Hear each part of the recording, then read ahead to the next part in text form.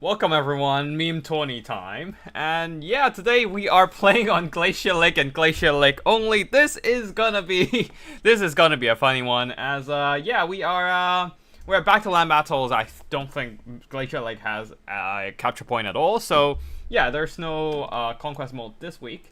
But instead, we are playing in land battles on Glacier Lake, a very small map with very limited margins, very limited space for maneuver. And we are gonna be doing some Swiss format with a bunch of random factions. Well, it's not entirely random per se, but the players will be using factions. In round one, they will use the factions they pick, but the next round, they'll be using factions their opponents picked. So yeah, you don't use the same factions, and you have to play a random shitty factions your opponent forces you to do so. In this battle, we have Curio playing as Nurgle and Codex, Contrarian Codex playing as, hey Codex, nice to see you here, playing as Chaos Dwarves. And yeah, as we mentioned in the next battle, they will swap their factions. So next battle, in round 2, Codex will be playing as Nurgle and Curio will be playing as Chaos Dwarves. Well, just to mix things up a bit, so we don't see the same player playing the same faction for all 4 battles, but seems like, to be honest, seems like a lot of players would rather play their faction of choice or just random factions instead of random factions they hate playing as and again. So we might do a different format next time we do have a Glacier Lake tourney, but God knows when that's gonna be. But for now, let's see what happens in this tourney. Yeah, we still have the army blocker up for now. And actually, I really should make it a habit to start advertising my streams over in different communities. Let me just quickly do that.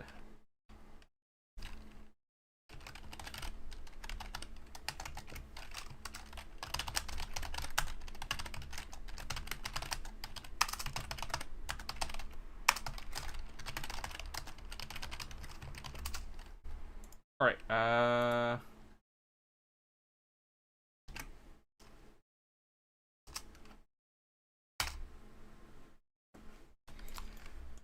And yeah, for those of you who are not too familiar with this map, this is an extremely small map. You can see very limited space for maneuver, and to make things worse, there's this like the one little hole in the middle as some kind of impassable terrain. You can't actually get through. Like you already have limited space. It's as small, if not smaller, than something like, say, Pillar of Bone. And to make things worse, you don't have there's this impassable terrain right smack down in the middle of the whole of the whole map. So you got nothing. You got nothing to maneuver with, which is quite annoying. But like yeah, the tiniest mistake would lead you to a white line camping rule break. I forgot about the I forgot about the screen blocker. My bad. Haven't used this in a while since I have been blocker up. Yeah, sorry about that. Yeah, it's been a while since I used a screen blocker. I would have to admit. Usually I'm just playing as part of the matchup or just showcasing replay, but this time we are on the battlefield as a spectator. We have a bye round due to odd numbers players. So yeah, there will be. I'd rather have everyone getting to play round 1 instead of wait around and get playing. So I get a round 1 bye round myself and start watching you guys play. Anyways, we're gonna be waiting. Oh, actually, we should go through the army belts here.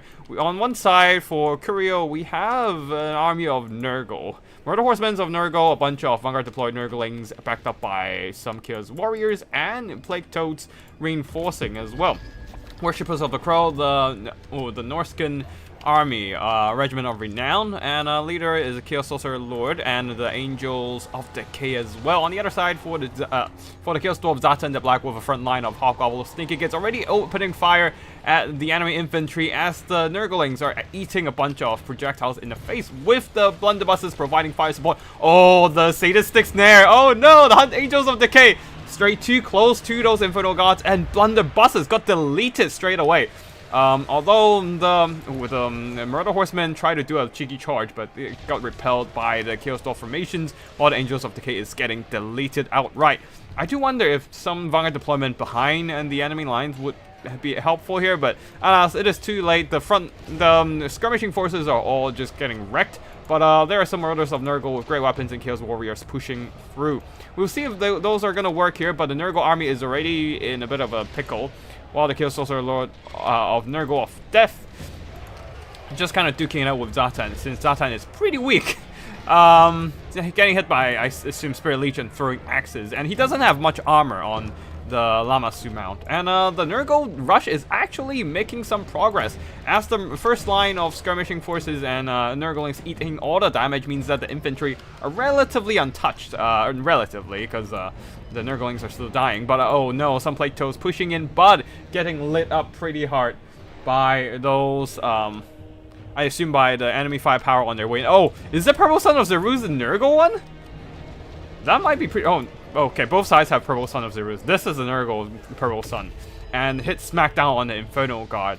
Well, there are still some very healthy murders throwing axes nearby, trying to chip away at Zatan. But Zatan's backing up into the skies there, while the Chaos Sorcerer Lord, it backs up and probably tries to heal. The infantry rush seems to be making some decent progress, tying down the enemy backline, but they're running out of HP and bodies, and, well, they're just kind of running out of everything at this point. Although if Zatan can be routed off the map or killed, that would be huge. Even squeezing through some Murder Horsemen of Nurgle, trying to, getting through the enemy defenses, as all the missiles here are occupied on the Chaos Dwarf side. The Infernal Gods are holding strong, though. They can do some pretty decent melee combat, and just kind of buy more time for the rest of the Chaos Dwarf army to just struck off the enemy advances. You can see some blunderbusses already recovering their stances, running away from the enemies and starting to fire again. These ones couldn't run away from the Marauders, but the Hobgoblin Snaky Gits are jumping onto their backs of the Marauders of Nurgle and doing some flanking maneuver rear charge to strike them down. Although Zatan has been routed off the map, so there will be a bit of a leadership issue for a bit on the Chaos Dwarf side, especially on the Hobgoblins. But the Chaos Dwarves themselves are holding strong, and these Murder Horsemen are not gonna be enough to take down all these armored infantry themselves. These Chaos Warriors of Nurgle are getting shot from the side by the Chaos Dwarf blunderbusses, and there are no units nearby to silence these devastating AP firepower. Ooh, looks like the Chaos Sorcerer Lord of Nurgle of Death Magic decided to sacrifice that Murders of Nurgle and just nuke them with a Purple Sun, while the Plague Toads and himself are just trying to munch down some Infernal Gods. But there are still so many blunderbusses nearby, I wonder if that's gonna be enough here. This is getting more and more dicey for the Nurgle army here, as the blunderbusses just keep shrugging off the enemy, keep retreating back to safety, allowing them to start establishing a firing position again. If there is another Purple Sun, then they might still have a chance. But right now, oh no, the blunderbusses are holding their ground, and Nurgle just do not have a lot of options to take them down. Losing those Angels of Decay so early in the game is a huge problem, unfortunately, for Nurgle army to bring this one back. Oh, these very healthy Chaos Warriors of Nurgle, the last bastion of strength on the Nurgle army here, getting nuked down. That is gonna be GG here. I think, yeah, that's gonna be GG, as all these units are being worn down, attrition through prolonged combat. Even if those Murder Horsemen were able to jump onto the blunderbusses, did not matter, and that is going to be GG. The Angels of Decay, man, they're such an expensive unit, and yet they just got deleted outright by the Sadistics there. That was very unfortunate in the early game for the Nurgle army there, and while the Purple Son of Zeruz did very well, the rest of the army not so. Well, one of the Plague Toads did some pretty good work, but damn, the Angels of Decay, they are a very expensive unit, and unfortunately they weren't able to do much here, as they were just pinned down and shot up. Pretty devastating firepower, the crossfire zone from all these Infernal Gods and some blunderbusses as well. GG.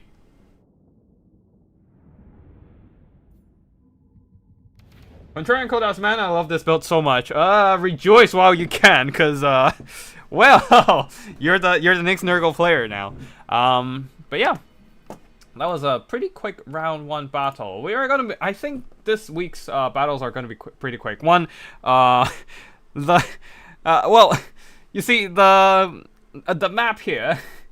Our map here, the Glacier Lake, doesn't have a lot of room for maneuver, and that means you don't. Yeah, that means you don't really have any kiting or long march opportunities. And that means the battles will be rather quick, not gonna lie. Because everyone is just gonna be rushing straight into battle. Like, you can't kite, you can't just sit in the corner and wait for forever until the enemy marches towards you. And also we are using land battles ruling, so you're supposed to be always attacking instead of sitting back and waiting. So yeah. Cosmo and I crashed and still have to reload, just FYI. Okay, cool, no problem, man. We can probably, if we have somebody, if the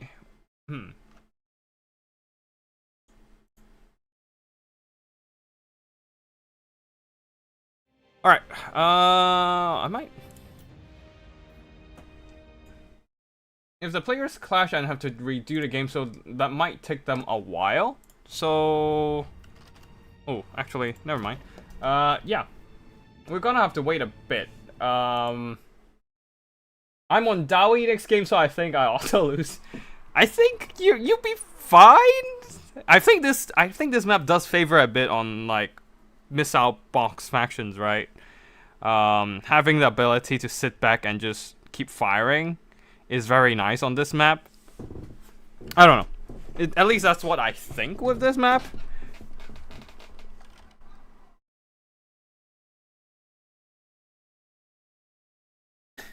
VC versus Dowie, so 10-minute game. Oh, okay, yeah, that might take a while. I might actually. I might. Oh, we have a replay. Oh, wait. No. Yeah, we have a replay. Dark Elves versus Wood Elves. We can cast that one first while we wait for the Dowie versus Vampire Counts to conclude. It's gonna be a bit of a slow battle on that one. I mean, even then, like, there's very little kiting, and like the Dowies can't just sit back for forever and annihilate the other side, right? I mean, they can still have some devastating missiles and all, but the map being so small just limits how much they can do. So hopefully they should be relatively quick compared to regular battles between the Dowie and the Vampire Counts. Anyways, we are looking at a Dark Elf versus Wood Elf battle between Borain versus Ender the Lion. And let's stop the battle here, because it's gonna be fast. The Dark Elves of Borain. Yeah, of Borain, a front line of which else 5 of them, in fact, actually a very, very bum-rushy army. They're just a line of light infantry, very aggressive with their Witch Brew. And next up, behind them is just a ton of aggressive cavalry as well. We are seeing a bunch of Doomfire Warlocks, 3 of them, plus 2 Murkoa Knights. Leading the army is a Supreme Sorceress of Fire with Burning Head to burn down the light armored Wood Elves. And of course, in case they have some Tree Dryad infantry. And then Cascading Fire Cloak to, I guess, buff the Code 1 cavalry. They're such a cost-efficient anti-large armor-piercing unit. They can fight good against enemy cavalry, especially the Wood Elves, who doesn't have a lot of armor-piercing, except a few selective units. Oh, looks like they do face their match here. I love seeing the Zotes in battle. Like, I love using them myself, so seeing people use them, I feel vindicated. Let's see what happens in this battle, though. Anyways, for the Wood Elves here, we have a front line of Eternal Gods backed up by some archers, Hackbane Tips and Starfire Shafts, actually. So poison and armor piercing mixed in, 2 on each side. What else we have here? A lot of larger mass units. We have a bunch of mobility in the form of Glade Riders. Oh shit, I forgot about There is indeed a Vanguard deployment zone. You can see that they have been deployed a shit ton of Dark Riders right behind enemy lines. This is the dangers of playing on this map. I guess. Yeah, this is tight. This is tight. Yeah, you have a bunch of Dark Riders kind of like just standing menacingly, staring down at the Wood Elf backline. Anyways, the Wood Elf mobility have a bunch of Glade Riders and Wild Riders with shields to provide that mobility support, and more importantly, screen off enemy units, enemy mobility on the other on the back line. Yeah, they are prepared, and also a couple of Zolt units. I love using them. Wait, actually, just one? Oh no! Just bring another one, man. You need two for the extra healing. Anyways, Zolt provides healing support and flesh to stone to give your units even more tankiness, as they do provide that physical resistance that can stack up with even more physical resistance on something like, say, the Wild Riders themselves, who already come with 20% physical resistance, right? So that's like 80% of damage reduction against units like the Dark Riders. But if they go up against the Doomfire Warlocks, that might be trouble, because the Doomfire Warlocks have that magical damage to bypass enemy physical resistance. Anyways, there's also one unit of War Dancers of Azrael Spears. You don't really see this unit these days. They're not that popular, being an infantry and so relatively slow, very fragile, and like a very specialized unit that kind of overlaps their role with Eternal Gods with shields and no shields, right? Anti-large armor piercing, and also the Eternal Gods also have the same thing. How much support they can provide to this army, we shall see. We don't know. But they will be very good at slaughtering enemy cavalry and monsters. Not sure about the enemy infantry though. All these witch elves are gonna kill them pretty fast, but the archers might be able to deal with them before those War Dancer Azrael Spears have to worry about the enemy infantry. But yeah, this infantry Wood Elf line is just gonna die immediately as soon as the witch elves touch them. So yeah, we shall see what happens there. Leading the army is a Spellweaver of Shadows with Pit of Jades and Malkov's Mystifying Miasma. And as the battle begins, you can see the Wood Elves are pushing forth, and the Witch Elves are just beelining straight for the enemy formation. They know that they need to get into combat as soon as possible to get rid of the enemy infantry and get to the back line here. A little bit of Soul Blight, reducing enemy attack. Oh, it looks like action is happening all over the place, but Dark Riders have been intercepted all over the battlefield, though. Let's slow down a bit. Things are getting a bit hectic here. And let's see. Glade Riders are kind of fighting evenly due to the Soul Blight support from the Dark Elf side. The Dark Riders are holding on, but they're also being drained down by Malkovs. The Malkovs probably should have been waited and just left for either Doomfire Warlocks or the Eternal Gods. The Witch Elves fighting the Eternal Gods. Witch Elves, you can see they're just quickly cutting through all those Glade Gods and whatnot. Burning Head onto the Glade Gods, Starfire Shafts, but missing entirely. They managed to dodge that spell. Very nice. But the Doomfire Warlocks are in the position of pinning down, cleaning up these Glade Gods. But the Zolts, though, are holding back the Dark Riders alongside the Glade Riders. But Witch Elves are turning on all their Witch Brew. And these Eternal Gods are probably just gonna die there. While the Wild Riders deleted a bunch of these Dark Riders, and Azrael Spears are coming to help out, so the Dark Riders are gonna die. The problem, though, is in the front line, as the Eternal Gods got slaughtered. Koan Cavalry punching through the front line, and you can see the Glade Gods are getting cleaned up with not much to deal with the Witch Elves right now. Even the Glade Doomfire Warlocks are killing a bunch of the Glade Gods. Here comes the Wild Riders, and the Zolts are trying to help, trying to return to help, but oof, eating a Doom Bolt to the face.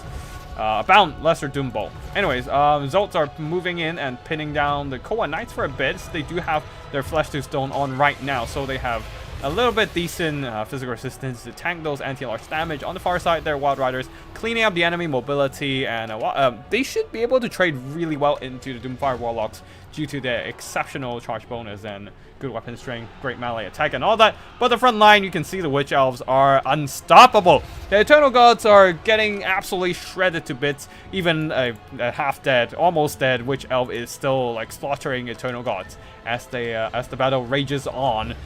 Now the Eternal Glade Gods are trying to pull back, but here comes the Burning Head. Very nice preemptive strike from the Dark Elf side, from Borain, and just annihilating these Glade Gods as they attempted to retreat, but the Wild Riders jumps in and deletes these Koan Knights. The problem is there's still so many Witch Elves on the field. These War Dancers are in for a bit of a tough surprise if they have to face up the Sisters of Singing Doom and all that. Oh, a Pit of Shades, but unfortunately the Koan Knights pushed through the spell, and the Wild Riders and the Zotes were not able to pin down that unit in the spell area. So the spell didn't do a whole lot. And now the Sisters of Singing Doom are saturating in. More Witch Elves coming through, and the Doomfire Warlocks are cleaning up all those scattered Glade Gods and Eternal Gods. These Glade Gods have regrouped, so they probably want to return and start shooting. Yep, very nice. While over here in the middle, we are seeing a big pitched engagement. The Zotes are probably starting to drop spells. Oh, the War Dancers turn on the Storm of Blade, so they're gonna take a lot of damage. Not that it matters anyways. They're gonna get killed by Witch Elves and the Burning Head, which hits both the Eternal Gods and the Azrael Spear War Dancers. Zotes have been terrified away. Oh, Sisters of Singing Doom do induce terror, so which is quite funny. Like a small being like that terrifying a much larger monster the size of a car. How ironic is that, right? And yeah, things are not looking too hot for the...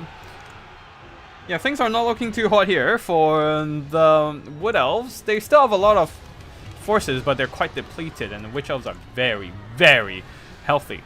Yeah, the only hope are these Wild Riders, and maybe some Glade Gods can come back and start shooting and pick off these Witch Elves. They really need to fire into the back of these Witch Elves and get some rear attacks from the Glade Riders here to get these Witch Elves routing. They need to stop running away from... Oh no, there's more. There's a lot of very healthy Witch Elves, and are just cutting down those Zotes as they attempt to retreat.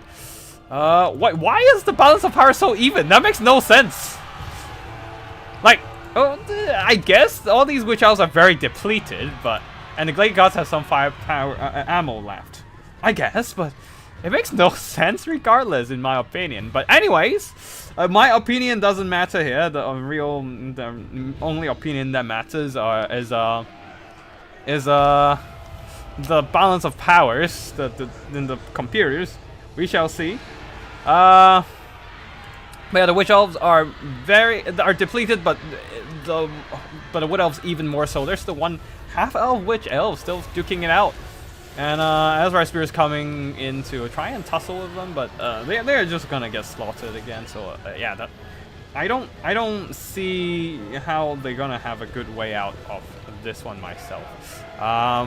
Ooh, there are some Wild Riders came back. Glade Gods, fire! Turn around, start shooting!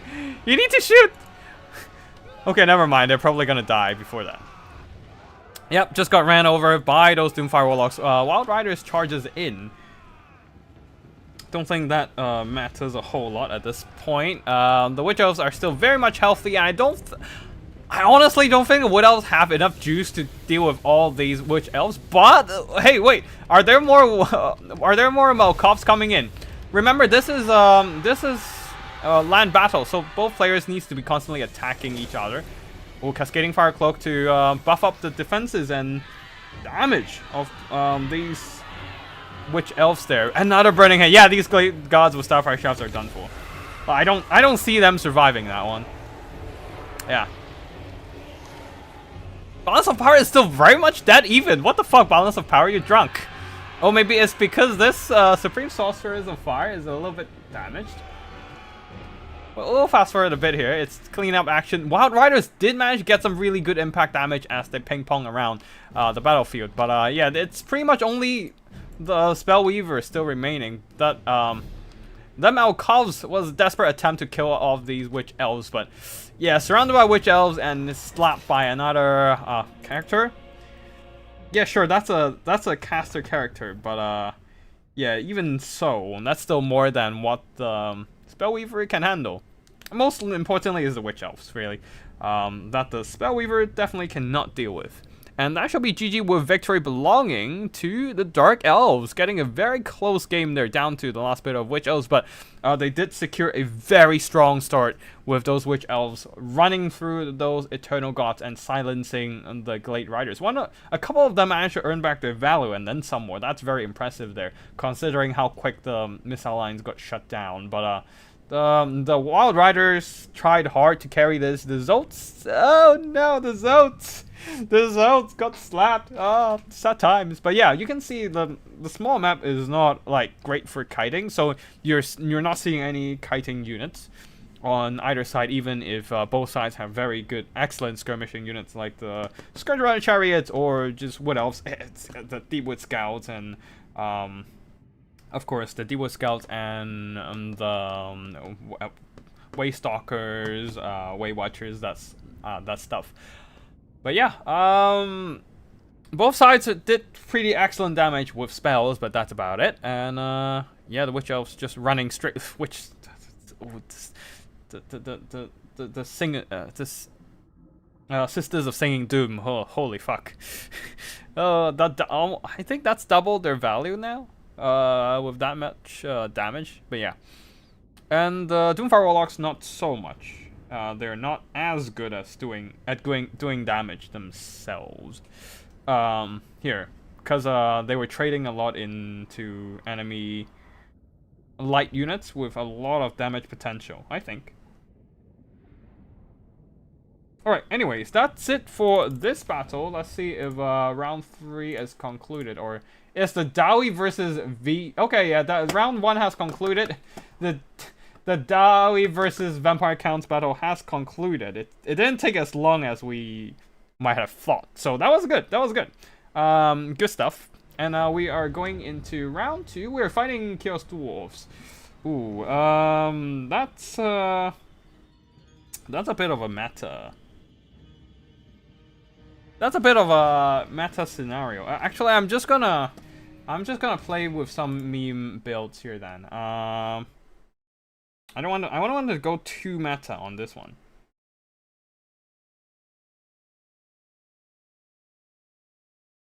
Let's see. Actually, we need to find our opponent there.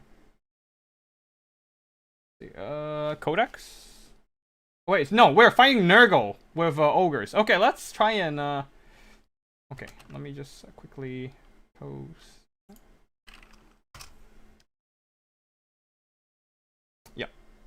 Just for a bit of a reference, posting the factions for round 2. We're fighting Contrarian.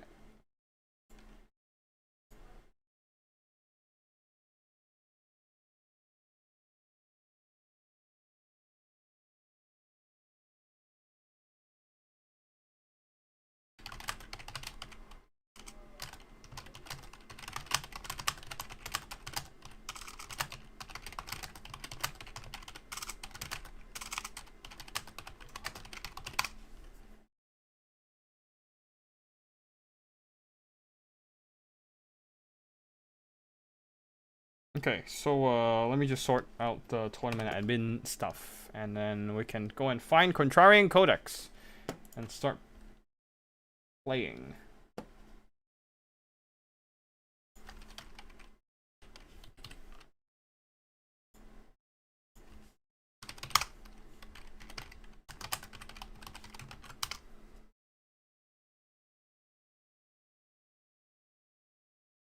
Just need to check if our opponent has a lobby.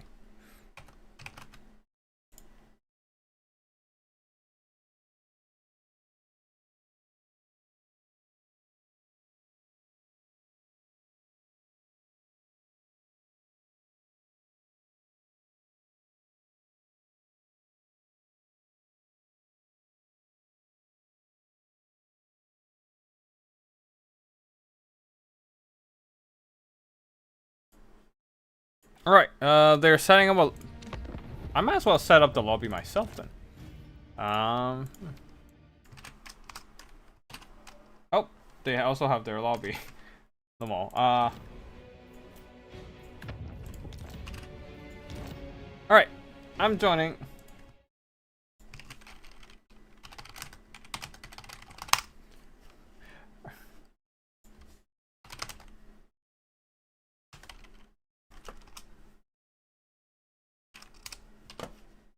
Alright, we are playing as the ogres, fighting as Nurgle.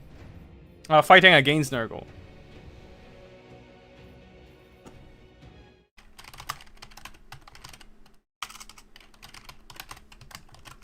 And I'm gonna play a not so... I'm gonna play a meme-ier build. Yeah, let's just get some gorgers. I'm gonna meme, with, let's go Greases this round. Get a couple gorgers to, jump the enemy back line. We do have a Cash Cascade, let's do that. And everyone has their price. And over Tyrant's Crown. That seems to be a very powerful damage resistance item. And we can use it to buff the Yetis! Yes, we're going with Yetis for a bit here. Hopefully that doesn't hurt us too bad. And we're not using healing. So, fun times. What else? Should I go for Firebelly? They're so overpriced, Firebelly. No, I don't want to use the Gutsman. We could maybe try to bring a Bruiser.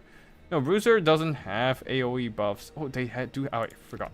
That was my build here. Yeah, they do have AoE buffs with the Fistful of Laurels. And yeah, Yeti plus Nobbler Rush. We're not gonna. Can we bring over? Let's just bring a couple. We can't even bring a couple Manitas because it's too expensive. So we're just gonna bring one Manita. We're gonna bring the Ample Peak Greybacks because they have terror. Nothing else does terror on my side. And a caster of some sort. Oh, Lord of Heavens! We can. Oh yeah, Comet of Cassandora and Chain Lightning. Oh wait, no, I can afford one, not both. Yeah, let's do Comet of Cassandora, because why the fuck not, right? No, actually no, sorry. Wizen's Wild Form, we're gonna overcast that to stack stuff, and Curse of Armor Air, just to keep giving us that melee advantage on things. But yeah, we shall see what happens here. This is a bit of a meme build. Definitely not a typical thing to bring. And yeah, we shall see what happens. What else? We might want one. We might actually. Okay, Manitas a couple of these, and then I don't have money. I need more funds. Okay, maybe I'll just bring regular Yetis and hope for the best, and then a couple Manitas to fight bigger monsters, a couple Ogre Bulls. All right, let's go.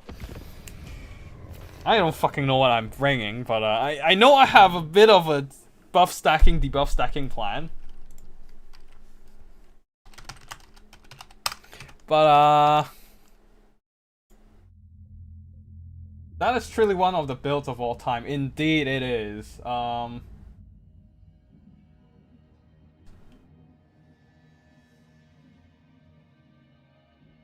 Ogres, huh? Are there any... There are only 3 slow factions here. Yeah, it's... the 4th slow faction was supposedly played by Milky Way, but you see they didn't check in, so we are missing Cathay. So we have 2 dwarves, 1 Nurgle, that's about it for slow factions.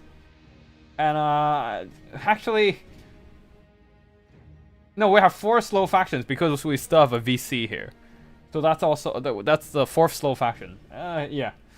No range at all, damn. Yeah, I mean, it's meme tourney, so meme builds, right? You know, it's meme time.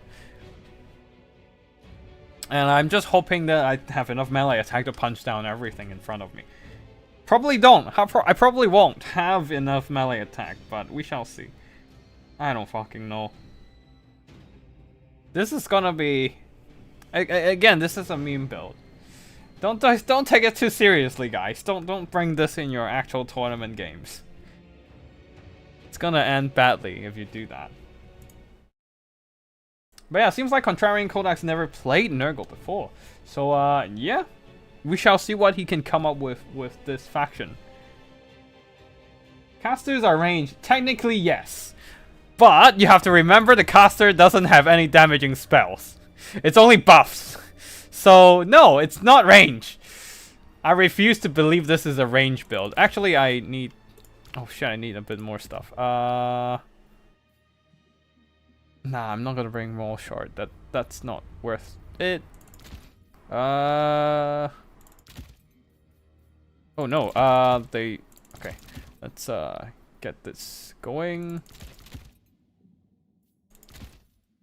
Yeah, something like that, I guess.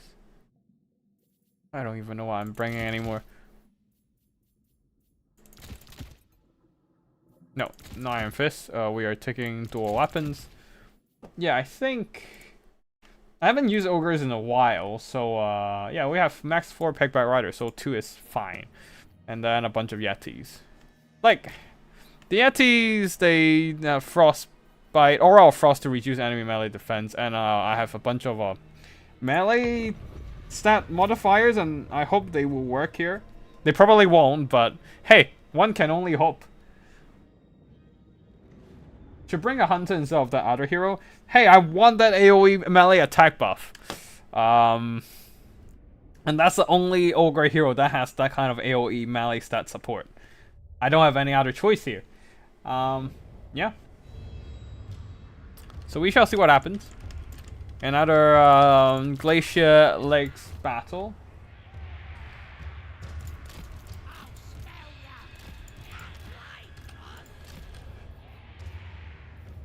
Alright.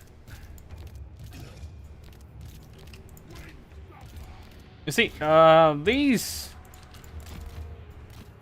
little Yetis here, they have this Aura of Frost that reduces enemy defense by 8. So, theoretically, if we can stack some units with them and let them enjoy that melee defense debuff, maybe we can get some better outcome in the battles. You never know. You never know, but we're rushing anyway, so yeah. We shall see what happens.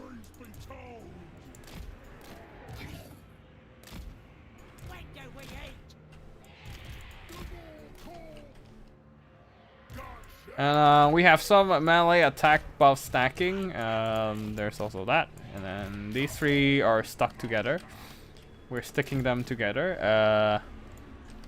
And then, yeah, that's everything. We're probably gonna get kited to death if they bring throwing axes, but whatever. Oh no! If they bring a bunch of Death's Head Plague Drones, I'm screwed. Let's hope for the best. They still, I mean, no Death's Head, but throwing axes, I'm still screwed. Okay. Ah! No range. We went all in on melee rush. Oh, Death's Head, you know, the Death's Head. Ah, the kite. No, we went too hard into the memes. Oh well, I mean, we don't have any choice but to just rush now, so we rush.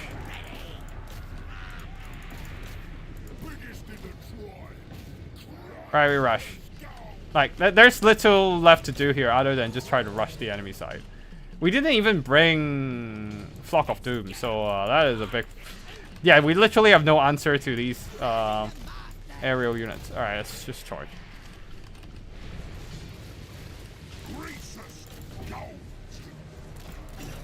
Pull back a bit, because their Plague Riders are gonna come over at us.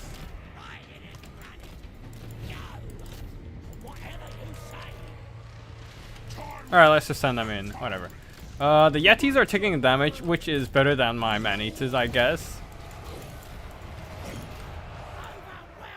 Alright, just charge those guys, I guess.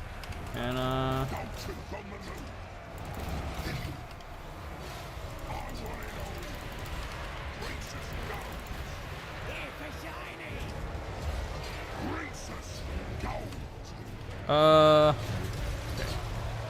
Next ally is in range. Alright, let's just charge that. Alright,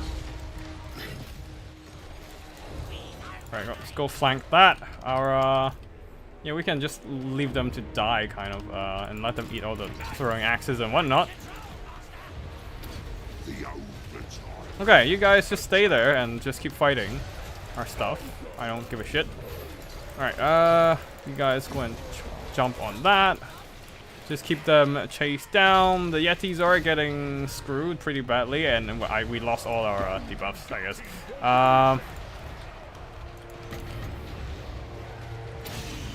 Let everyone enjoy a bit of armor buffs. Yeah, we don't have any, like, this is why you need lead belchers as the ogres, guys. This is why you really need those lead belchers.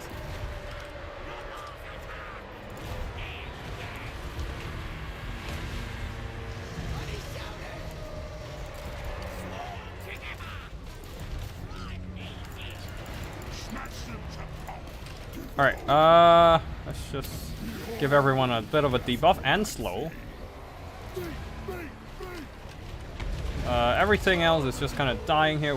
Do we have... We need a heal. There we go. Give them the heal. We need the heal like now. Ideally. Alright, let's just give everyone that AoE armor buff, whatever, and start smacking down this guy here. That's fine. Just keep pushing on. Fight on. The problem are the throwing axes, which somehow some of them got dragged into the fight there. Just stand there. I don't need you to be in the fight.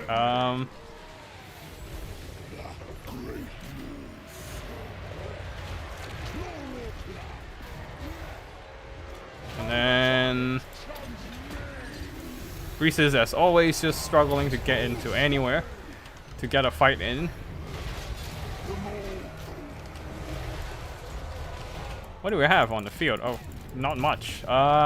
Somehow still relatively even. Not sure why. Not sure how, but it is. So whatever. I'll take it and just keep fighting for however long I can fight. Oh shit! Come back! Alright, Greases just keeps slapping the guy. Oh, just keep slapping that guy there. What?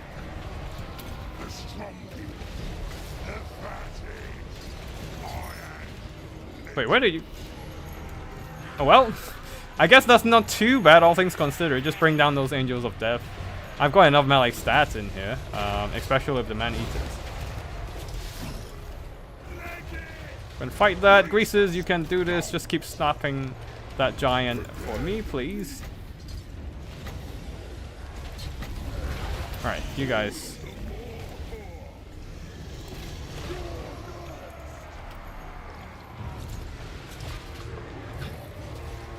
The once first impact does help a bit, I guess, slowing down the enemy from retreating. But yeah, we don't have enough. We don't have enough power to sustain in front of a kite build. We don't have enough. Yeah, we don't have enough ways to counter a kite build here. We got kited pretty hard there. And I think that's army. Ooh, not on army losses yet, but it's coming soon, anyways. Your Magnetus, great weapon, still fighting, but we only got one heal so far. We couldn't nuke down the giant, the the bilious Thundergruff. The 3 single entities do not have any heals, by the way. So, wait, what? No, wrong unit. Oh, never mind. Right unit. Got the armor, got the weapon damage, but that I don't think that matters anymore here. All right, just finish off the giant, and then that's gonna be GG, I think. Yeah. I don't think we can even finish off the giant, to be fair.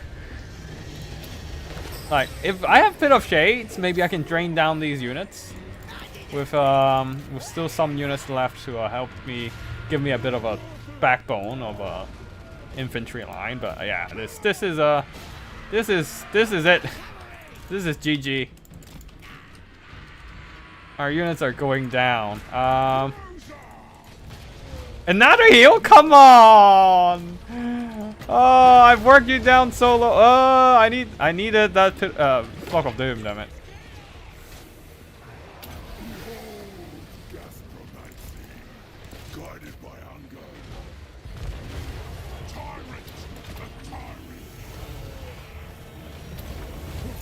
Nope, none of these matters anymore. That's army losses. GG. Glacier Lake faction wars. Okay versus NRG. GG. Yeah, that was a meme too hard to the sun, and that's what happens. Those Yetis got kited pretty hard. If I skipped one of the, if I cut one of the Yetis and try to squeeze out more funds for some lead belchers, things might have turned out differently. I don't know. But yeah, the man-eaters did excellent job fighting enemy monsters and cavalry, hacking down those Chaos Knights and whatever comes in their way. The problem is that the Belial Slendergraph held on really well with all those Fleshy Abundance healing, and I don't have anything to counter against the enemy skirmishing, right? The Angels of Decay. Very lucky they didn't go after my man-eaters. Yeah, I got lucky there. They didn't target the man-eaters, so the man-eaters were able to keep shooting, keep fighting till the late game. Otherwise, they probably would have been dead since early game and won't be able to do anything in this battle. Grease's Goldtooth, as always, struggled to get in touch with the enemy at all. Man, I can't get the map to load. Oh shit! We're playing on. Okay. Korea, we're playing on Bucktooth Grass Hill since Castle crashes on Glacier Lake. Okay, if you can't load the map, I guess Tooth Grass Hill works. Yeah. Wait, what? I'm mute? Am I muted? Hello? Weird issues. Okay, cool. Okay, I was scared if I just cast the whole game silently. That would be awkward. Okay, oh shit, I might have had a few seconds of stuttering. Yeah, I think there was a few seconds of stuttering. But hopefully that's not...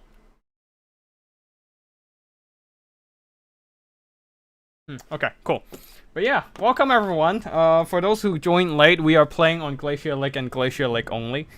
Everyone will be confined to the small margins of this icy map. And another restriction for this tourney is that players will have to play against, play as the faction that their opponent played in the previous round. So they have to play whatever they were playing against previously.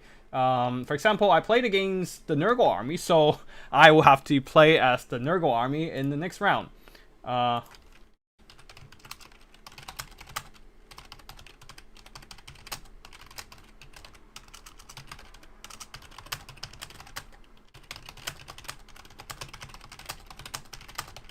Alright, just quickly replying to my opponent, and then I am gonna... Hold on. Download some replay files. And excuse me for a sec, I'm just gonna do some tournament admin.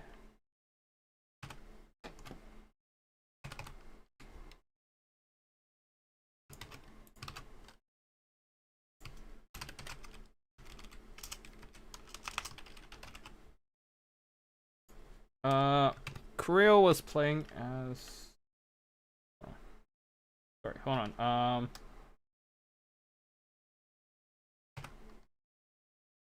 Creel played against Castle B, so Creel will be playing as VC, I think, and then Butcherbird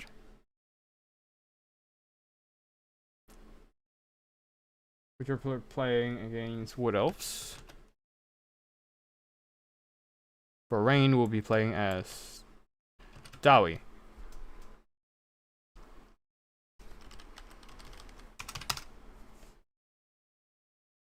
Alright, I think that's it.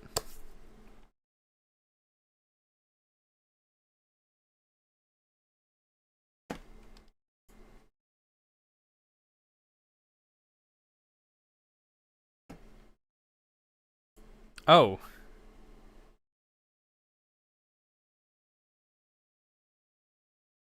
That's a VC versus another. Hold on. VC's Creo is VC versus CD, so it might take a while. Cause I feel like one way to play the Chaos Dwarf versus Vampire Count is to well, to bring up to bring up the to bring up the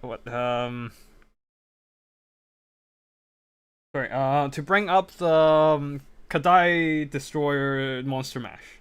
That's one way to do it, I think. We shall see there. We shall see there.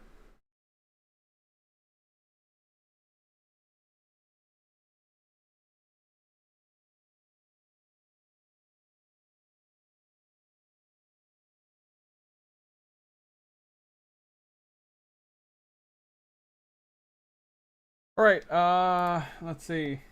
2 lap vouchers and rush codex, that's all you needed here. Yeah, but what's so exciting with bringing lap vouchers, right? You always bring lap vouchers. It's like it's just always lap vouchers, you know, it gets kind of boring. So, you know, sometimes you wanna have some fun with your units. And that's what you bring.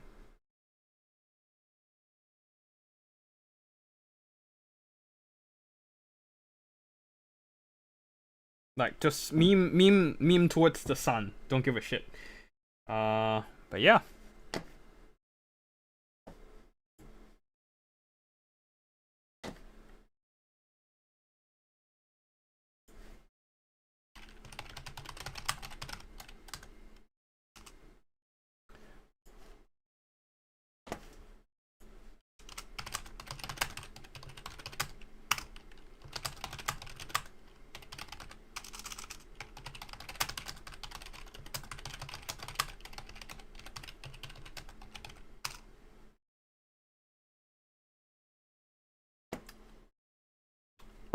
Shit. Seems like they really have. Oh, Creo and oh, are they not? Okay, excuse. Give me a second.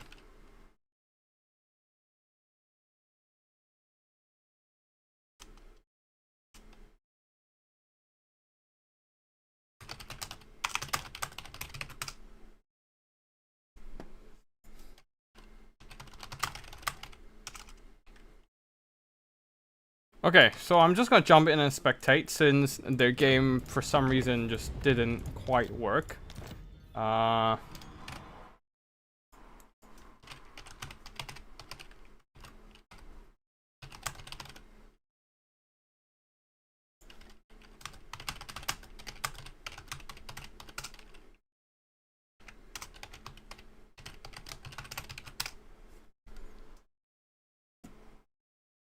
Hopefully that's gonna be a quick one.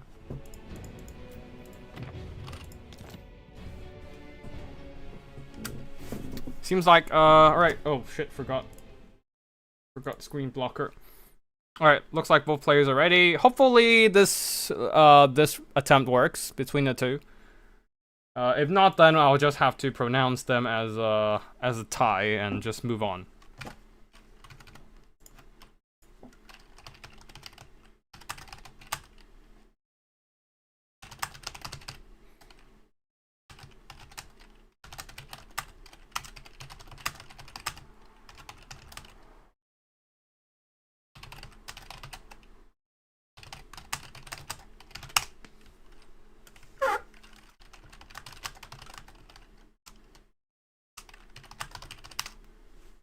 Oh, okay, so castle couldn't load in. Seems like it's just not working. Alright, we're moving on then to the next round.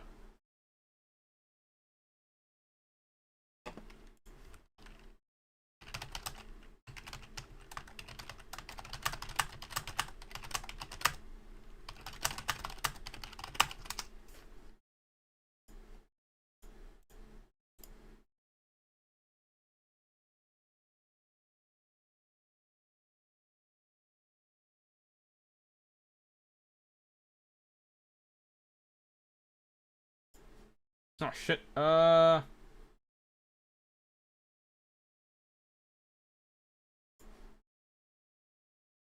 fuck.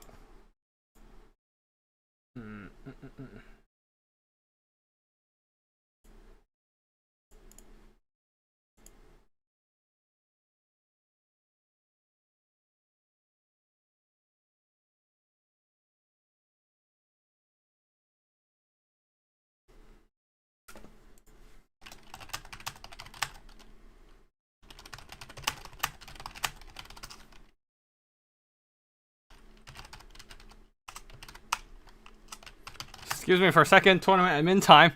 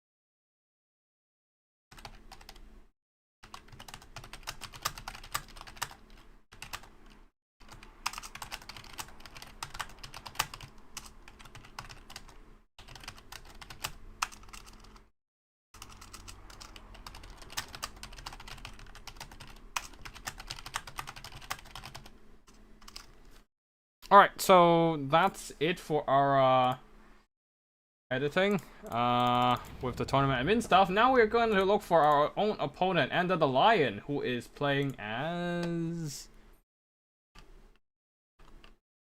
Dark Elves. And we're playing as Nurgle. Great times. Right.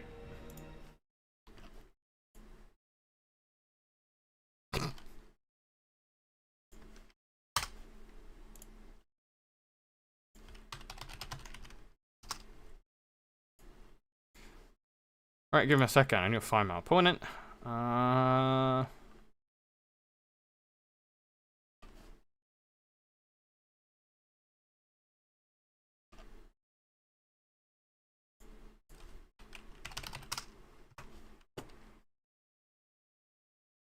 And at the same time set up my own lobby or something.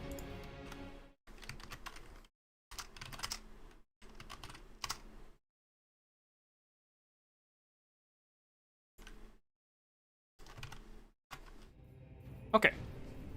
Let me just switch the maps so we go back to Glacier Lake. And we are playing as Nurgle. It's very contagious. You fight it, you become it. And we're fighting Dark Elves, so they do have some anti-air firepower that I'm gonna have some issues dealing with. So let's see what happens here.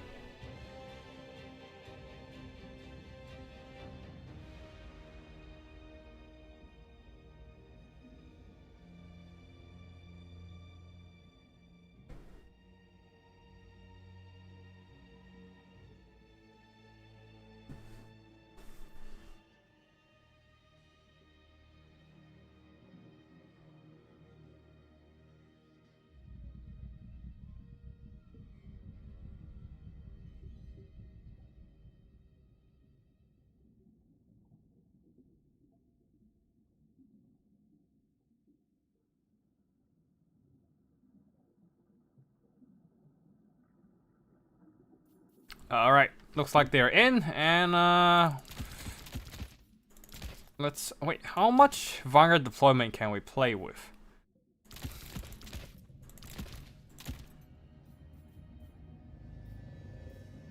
How? Oh boy. Let's see. What else can we Vanguard deploy? Not a lot. Not a lot. Hounds though. That's Vanguard deployable. The Plogers aren't. That's not a whole lot of Vanguard deployment available there. We'll bring one Angels of Decay and then.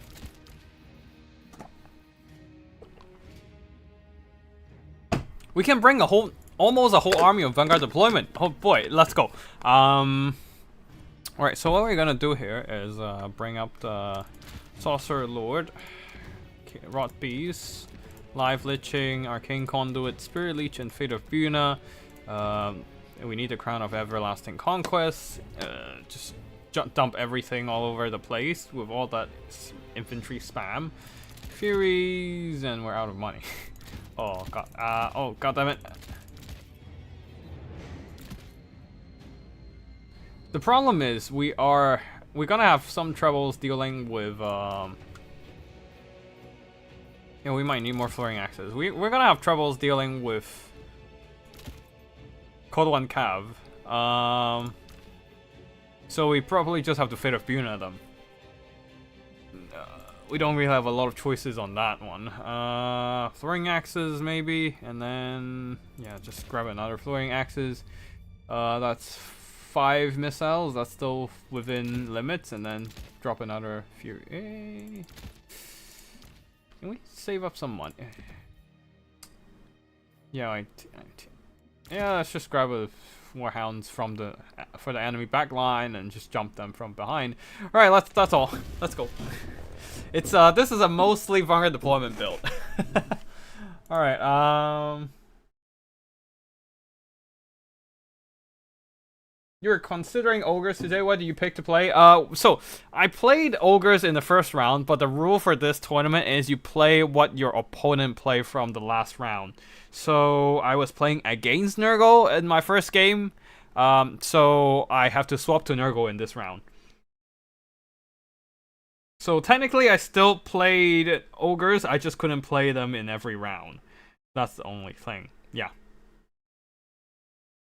But yeah, I still played ogres. It's just I can't play them every round. That's it.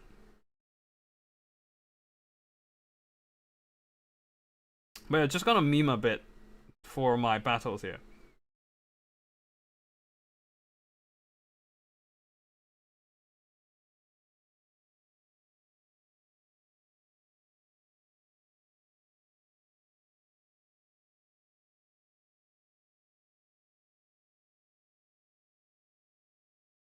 Alright, looks like we are done loading.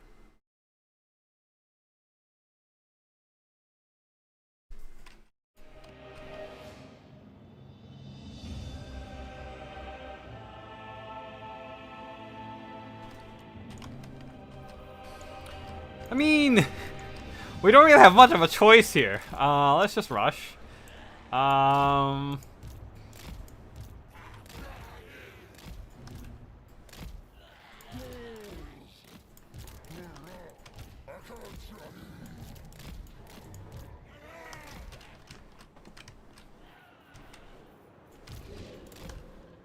Like we have some space at the back to jump on them.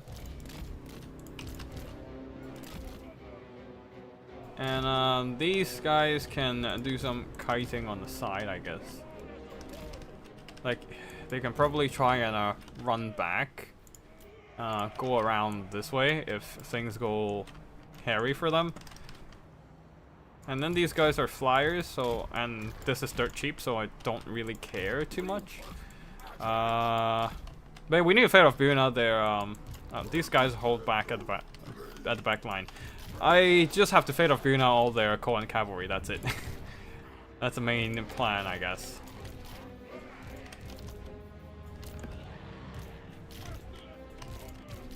Alright, we're ready.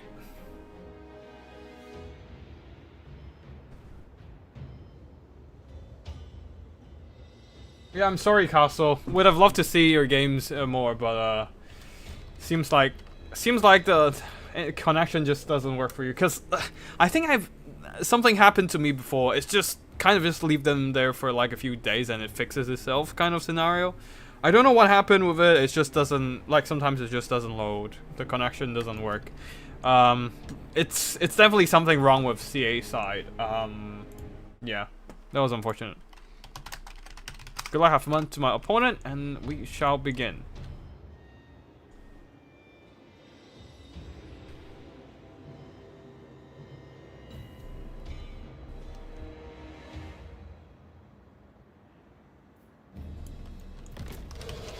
Alright, we rush. We rush. We just rush.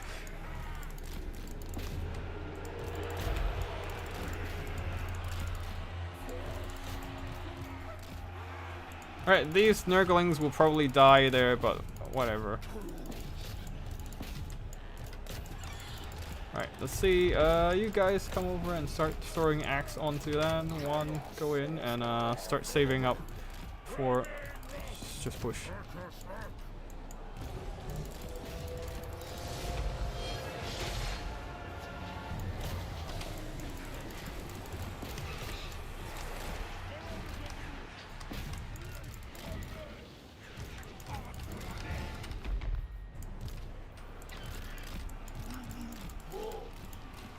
Right, can I get this work? I have no fucking idea.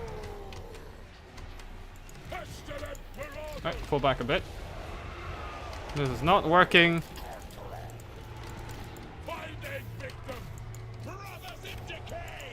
Oh, why are you standing there? Jump in.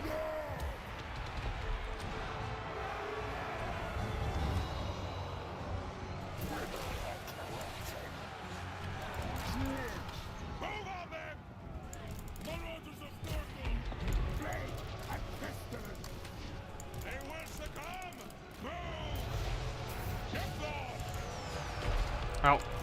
Start shooting that, and then Finopuna there, oh, Finopuna that actually. That would be neat.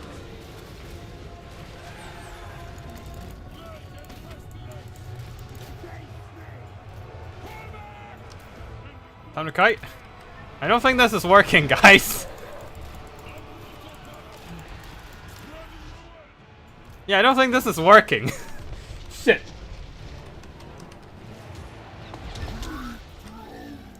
No one's expect health healing regeneration Dark Elf army. I was definitely not expecting an infantry spam. Holy shit.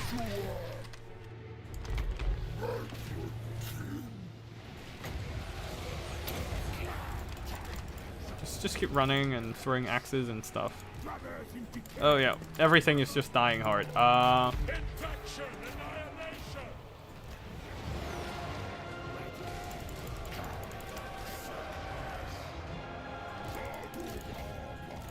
Well, we got bum rushed.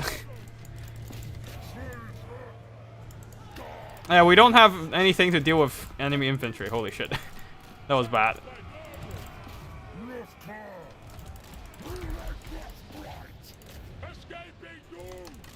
But yeah, pain. Pain. Playing Nurgle is pain. Canonically, it's supposed to be playing... The real painful to play faction is... like, the real faction of pain is Slanesh. But obviously, in this case, it's Nurgle. In the current meta. Or something like that, yeah. Can we kill the enemy lord, at least? I don't know. But yeah, bringing so many throwing axes probably spelled our doom because, well, it's, we can't even kill her!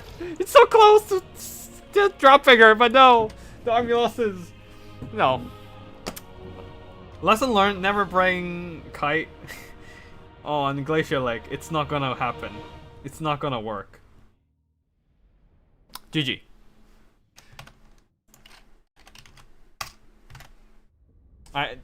I need to commit to the bum rush tactic instead of a... But yeah, we couldn't break through... Like, nobody expects Blackguard Corsairs, guys! Nobody expects the Blackguard Corsairs. Why are they there? It's always Bleak Swords Drespiers, but no. Actually, it makes sense for cutting down Nurglings and Marauders. They're just not very wieldy in normal situations, but this scenario, it makes sense. It makes sense. But yeah, GG to my opponent. They're very nicely played. I really couldn't do much against this army. Throwing axes got countered, and basically got pinned down pretty hard at the back line, and got outgunned by all those crossbows.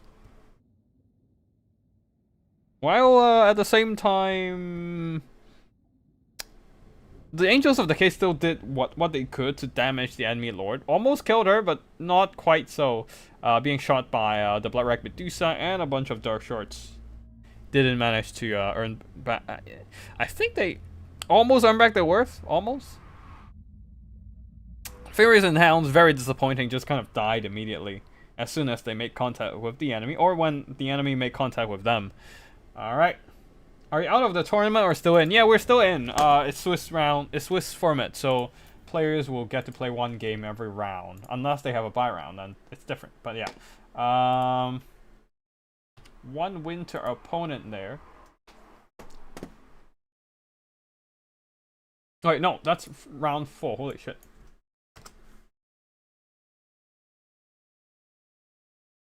That was... Why am I making all the mistakes with the points today? That was not right. Bahrain won, so... Okay. Alright, so we're fighting Curio. And what faction are they on at this point? I'm slowly losing track of factions here. Give me a second. We fought against Ender the Lion, so we are fighting as Dark Elves this time. Creo fought Bahrain, which Bahrain was... Creo fought Bahrain, and Bahrain is going VC next round. Creo going Dwarves, and the... Yeah. Butcherbird versus Codex.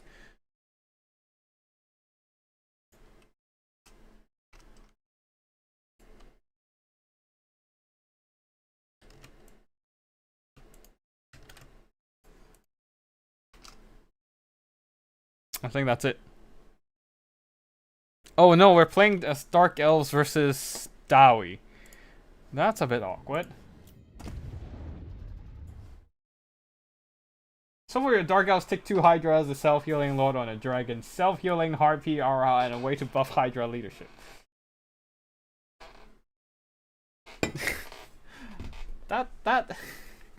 That's just gonna be more HP for the dwarves to target practice on, dude.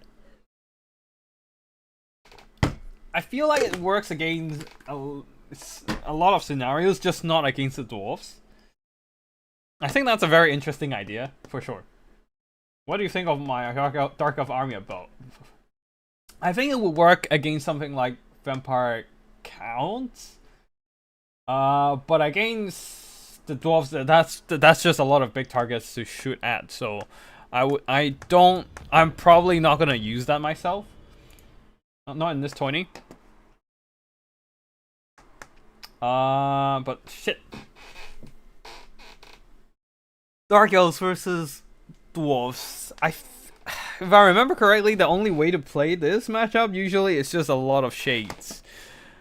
I'm not quite sure how to play this one, honestly. I don't usually play Dark Elves, so this is gonna be tight. This is gonna be a bit tight. Alright, just gonna find my opponent there.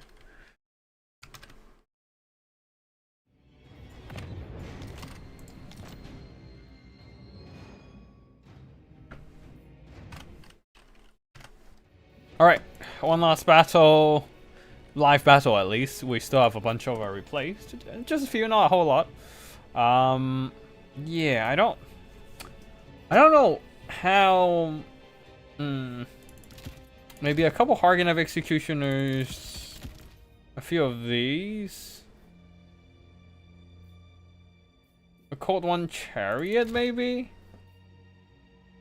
Just to try and screw with the enemy infantry lines.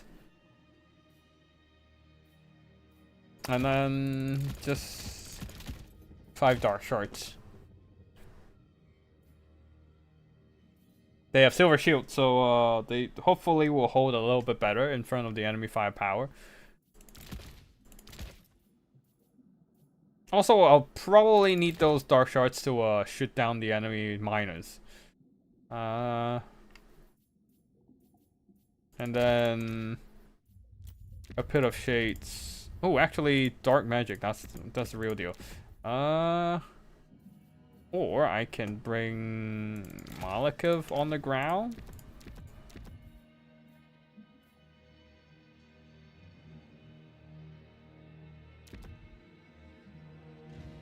Effect range. No. Ooh, effect range. So, effect range, there's no ability range, so it's units around him. Reduce spell resistance, and then we've got Chilled Wind, Power of Darkness, and Blade Wind. Don't even need to get healing in the... Okay,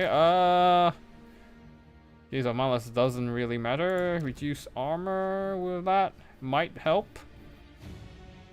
Power of Darkness, get some units to drain. Some Dark Riders. Circle of Iron, yeah, get that. And that's useless. That works. And then just keep spamming chill. Do we even need Blade Wind? Just cut Blade Wind, fuck it.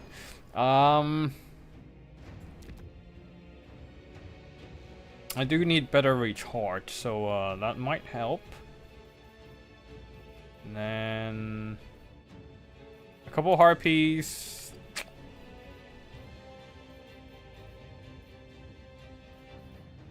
I'll just cut some of these abilities. Actually, no, just keep that.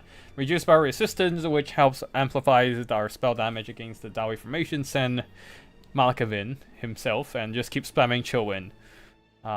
And hope for the best there. While he just took it out with the enemy infantry and stuff. Yeah, I guess that's gonna be it. Let's cut Circlet of Power. Get another...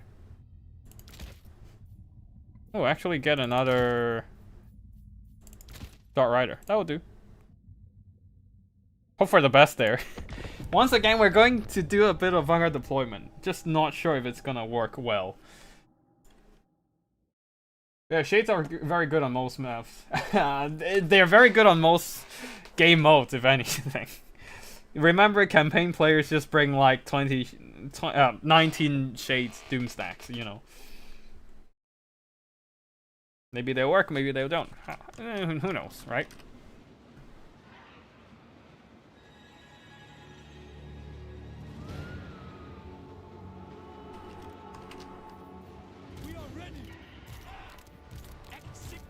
But the idea is just to have a wide infantry army, and even wider missile army. Just try to shoot all the miners down, and then push in the infantry to help out. We shall see if that works. No idea. It's been a long while since I ever played this matchup, like literal years. Because one, I don't play a lot of Dark Elves myself, and two, not a lot of people play Dawi in Faction Wars. Yeah. Alright, ready? Mostly. Just drop these guys at the back, and then we should be good to go. Just a couple harpies in case we need to deal with gyros. At least if we need to chase down gyros, that would be a concern there. But yeah, not a whole lot of space to maneuver. Just try to do our best, which is not exactly great. Our best for micro kites. Yeah, Dawi not so popular anymore, thankfully. It's also kind of boring to play them, right? As you are more familiar with the game. Good luck, have fun to my opponent, and we shall begin. Right. Right. You stand in front, very forefront there. Ooh, that's a challenge. Where are the... Huh. I wonder where are the rangers and stuff.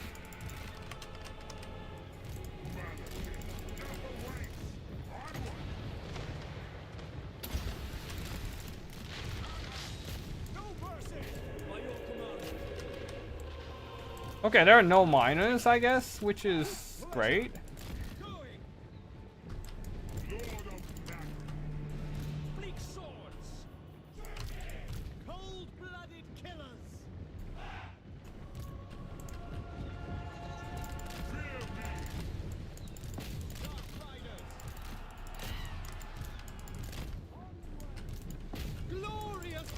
Okay, I can get another chill in soon. Let's just do that.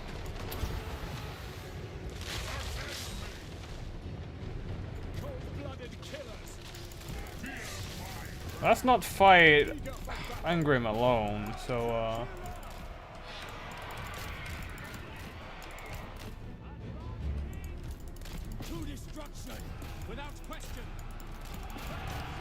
Buckmans, why are you turning into that for me? Wait, why are you there alone? Alright, you guys go and help Al, I guess.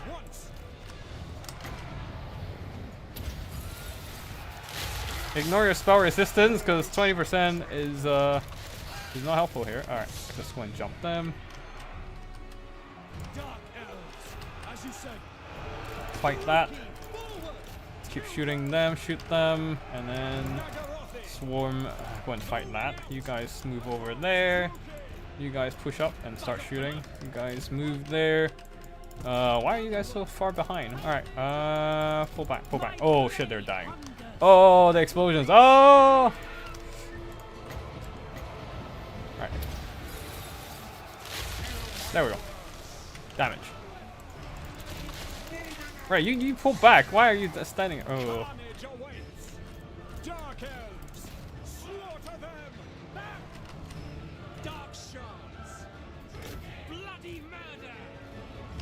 At least tie them down. You pull back while the Harganev Executioner is going to do the fighting for you.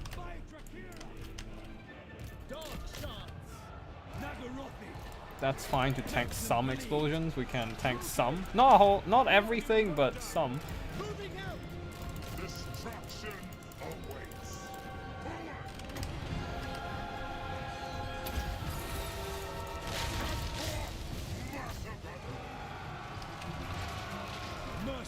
Alright, go and cut them down while you're at it.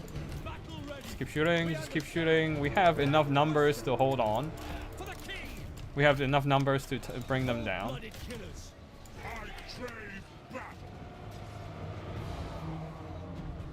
I don't even have enough. I need some magic for Power of Darkness. Shoot that while they have their eyes turned away.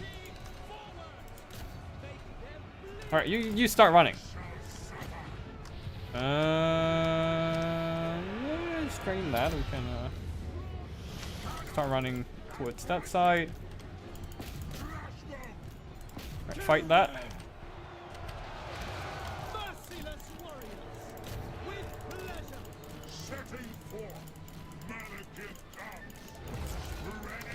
Alright, just bring them down. We'll fight that since you obviously don't have time to deal with that. Shoot that. You run. You start shooting this guy there. Harganev Executioners are gonna die, aren't they? Alright, start running.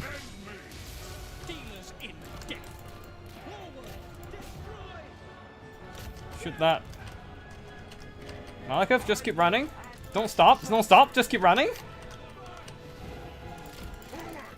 And just keep running.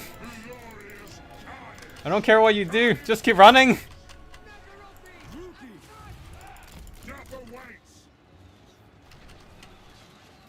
Squeeze on some more magic to kill this unit and get some more magic in. You guys pull back a bit. Guard mode. Everyone turn on guard mode.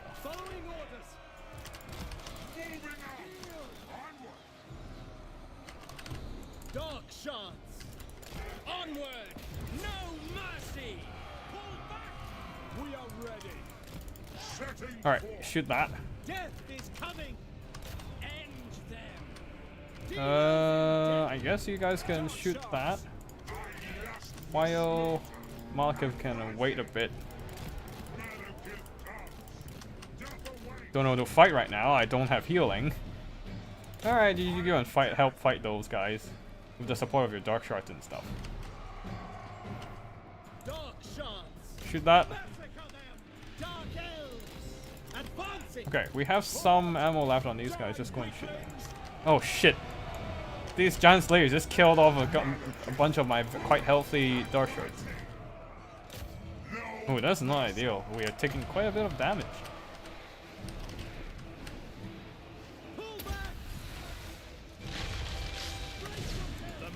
Host. It is done. Setting forth. Carnage course. Suffering for Oh, all. Malekith is getting low in health. That's not ideal. Onwards to murder. All right, just go and fight, I guess. Whatever. To destruction. Fight that, you guys. Come over and help. The Botmans are really healing. Holy shit. Go and fight that, you guys come and help out. The Harkin of Executioners are dying. By Cain. The true king.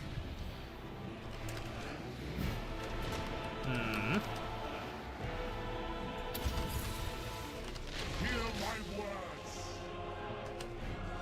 Execution. Execute them while we turn around and start shooting some of them down. Oh shit. That is not ideal. Our units are way too many units of ours are getting dragged into melee, and I don't have Soul Stealer. I mean, not bringing Soul Stealer is kind of on me, to be honest. Yeah.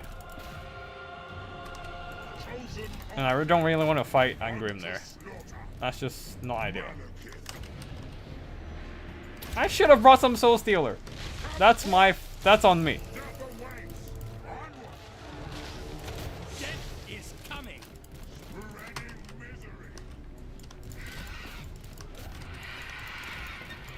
To destruction. Bleak swords. Slaughter them. Dark shots. Keep shooting them from the side. Malekith just keep throwing those chill wind, I guess.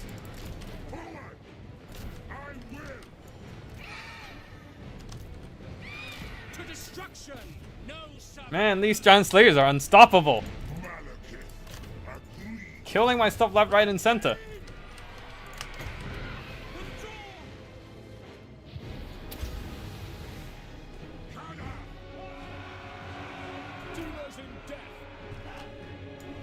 Alright, shoot that.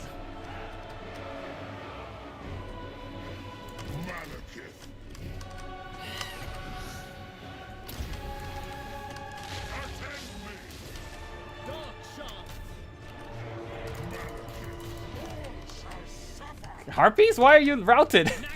Oh god. This should not have been that close. I made too many mistakes. Damn it. Yeah. What do I still have on the field? Not much. My blade I crave back. Carnage course. Holy shit, these guys just keep tanking. Oh god. Oh wait, why are you walking forward? No. Yeah. I made too many mistakes there with the dark shorts and didn't get the priorities of the target right. And I definitely should have brought Soul Stealer there. And Grim was slapping Malekith left, right, and center without the healing helping him. I don't even have. But yeah, those giant slayers, I definitely underestimated how destructive they are. Even just touching my, slightly touching my dark shards. They annihilated everything. And those Norgrimlings Iron Breakers held on for so long. Even if I rear attacked them, that still didn't matter. They still survived. It's crazy. I sent in Malekith to rear attack them for a bit, and they still held on with like teetering on the edge of routing. I think I could have won this, but I didn't play my cards right, and they just took too much. Like a lot of units got caught in melee, which they could have avoided, and that was not ideal. Like the Dark Shards definitely did well, but infantry didn't do so hot. Blasted by the Norgremlings, Ironbreakers, and whatnot, and the Bugman's Rangers definitely a very solid choice here, because even if they take damage, they can consistently heal with the liquid fortification. And they are you can't really kill them with light cavalry, right? And I also didn't bring Soul Stealer. GG. Are Bugman's hybrid units? They kind of are. So what happens is these guys. Sorry, let me just quickly. Yeah, so what they have is solid melee stats. I'll go into the custom battle screen to check their stats later, but right now let's check the Pope's battle screen. Hargan of Executioners pull their own weight. Bleak Swords not so much. The Dark Shards definitely could have done a lot more if I used them properly, especially if I had the Harpies and Dark Riders in a better. I micro them a bit better. Like I should have known that they couldn't kill the Buckman's Rangers. I should have just keep them harassing, rear charging, and chase off routed units and that stuff. I didn't do that, and I definitely should have brought Soul Stealer to heal Malekith. I didn't do that as well, and he just got slapped hard by Angrim Iron Fist. That's about it. You can see the Giant Slayers and Norgrimling Ironbreakers really just held on and grind down everything I threw at them, while the Buckmans definitely didn't yield and just keep fighting on. Even into the late game, thanks to one, their stubborn leadership, and two, the liquid fortification. But yeah, the Giant Slayers definitely did some really solid work, shutting down so many of my Dark Shards. I thought that Dark Shards, even if they got dragged into melee, should be able to drag down some of the Giant Slayers, but no, they didn't. Like, they just keep fighting on because they're unbreakable, and just keep dragging down my units. Like, they slaughtered so many of my Dark Shards. They basically became the MVP of the Dwarf army, and I definitely should have planned something to deal with them from my end. I didn't, and I paid the price for it, and victory belongs to my opponent here, Kurio getting the win. GG to my opponent there, and that's all for the live battles for this tourney.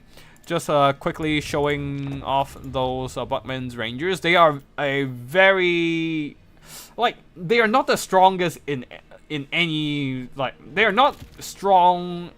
Yeah, they're not particularly strong in any specific, like, domain, but they are just decent in everything, which means you can't really throw, like, you can't really shut them down as easily in melee. Like, they don't have a whole lot of armor, but very solid melee defense at 38, and for comparison, regular dwarf warriors have 40 melee defense only. So yeah, like only 2 less melee defense, and at the same time they have the passive heal, liquid fortification.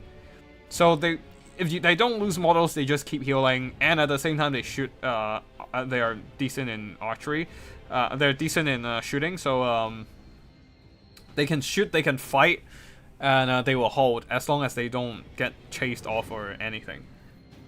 Bugman's Rangers are kind of normal crossbows, but then CA added every fancy passive thing in the entire game on them. Essentially, yeah. They have stock, they have immune to psychology, they have bugger deployment, they have he self-heals, and they have the dwarf spell resistance spell resistance. So and they have stock. And they have charge defense against large.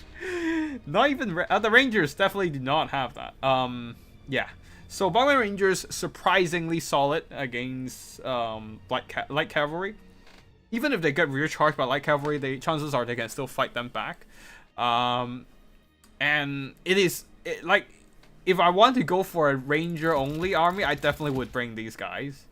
Like, just bring 5 of these, 5 more of these, and then yeah, you have a whole lot of crossbows. But yeah, that's it for the live battles. We have a few more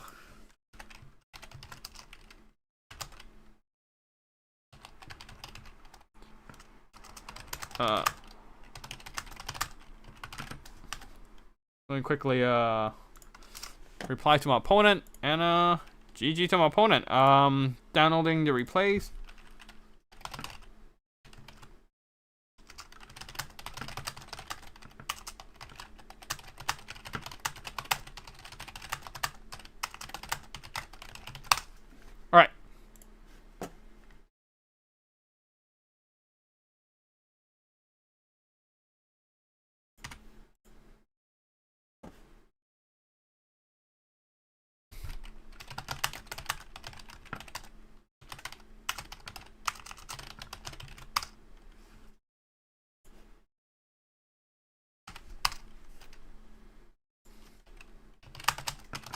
Alright, time for a little bit of tournament admin, and then we'll move into replay casting time.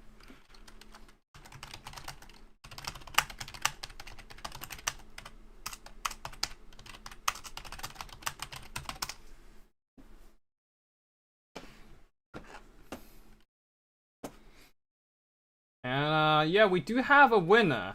I'm just gonna do a quick announcement with that.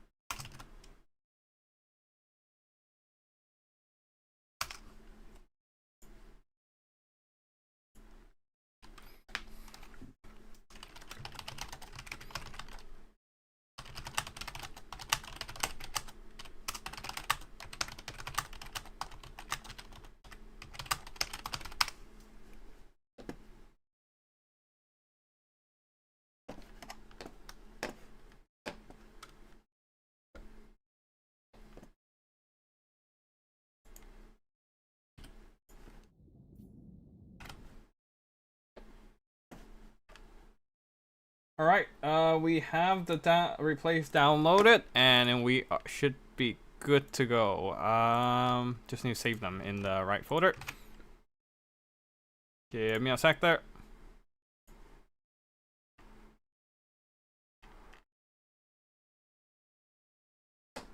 Hold on, do we have these?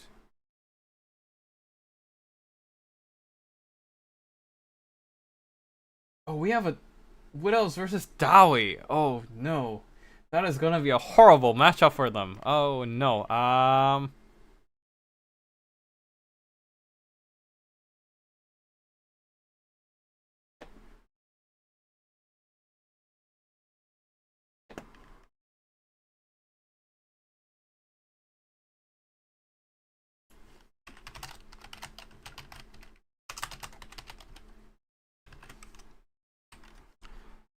Alright. So, replays wise, I hope I don't have anything duplicate, because that would make it a bit confusing, but yeah, okay. Give me a second there. For today, that's what we've seen in the first replay casting. That's what we played. Wood Elves versus Dowie. Actually, let's see if the Wood Elves can win this one. It's usually quite rough for them. And obviously this map means they can't actually try and do the kiting stuff with hit and runs with the Lost Sylvan Knights. Single-handedly keeping Wood Elves alive. Bugwins are...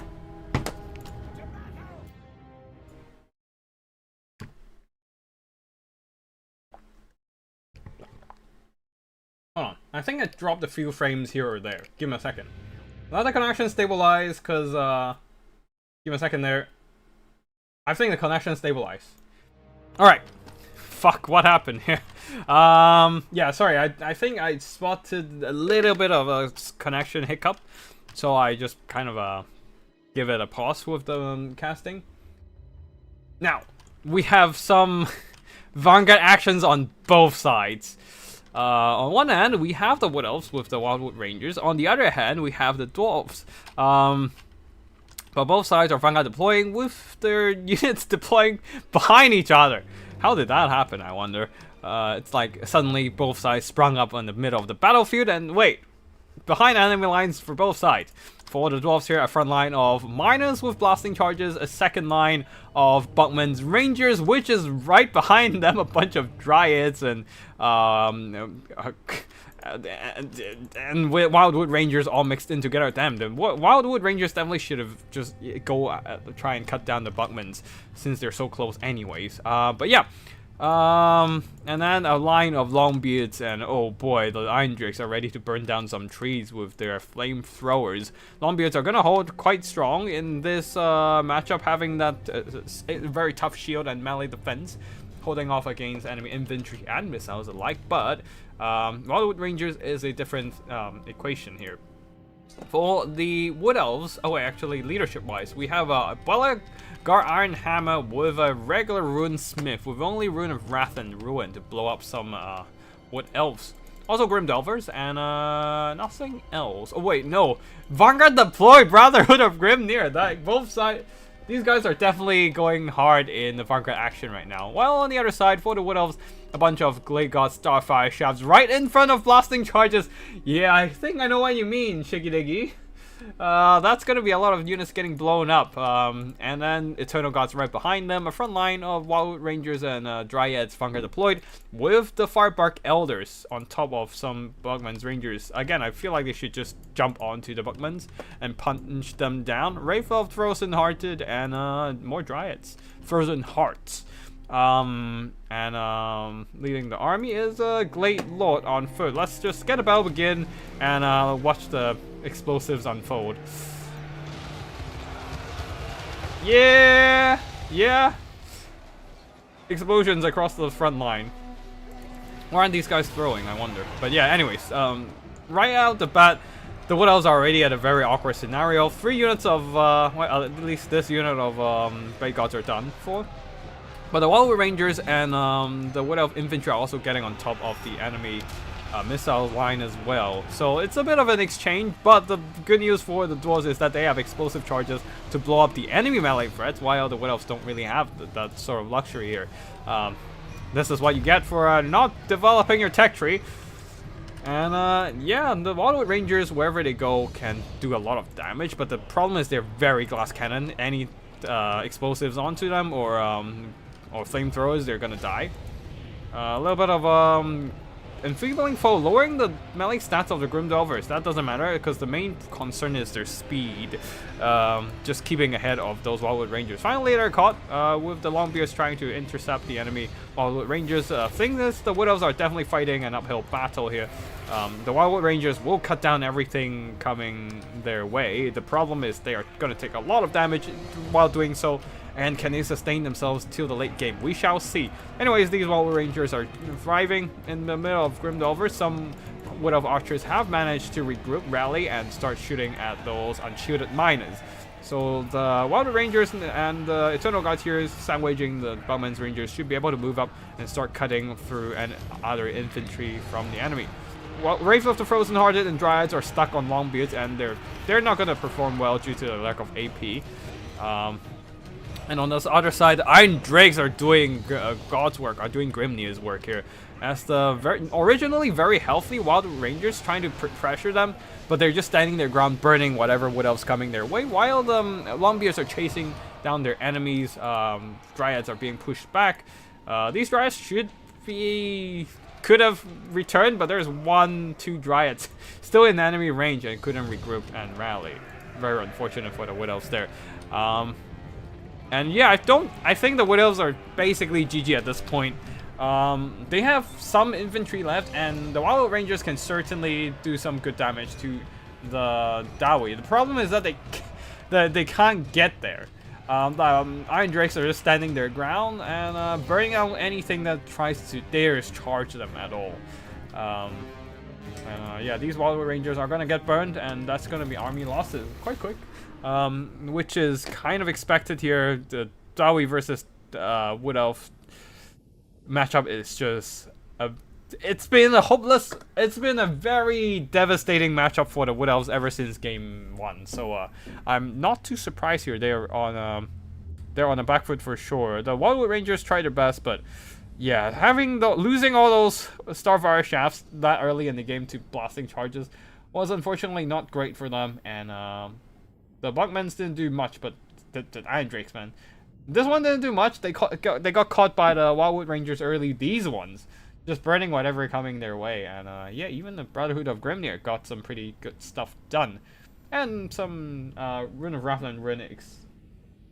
Where units don't leave map edge and turn around. There appears to be a routing issue in Glacier Lake.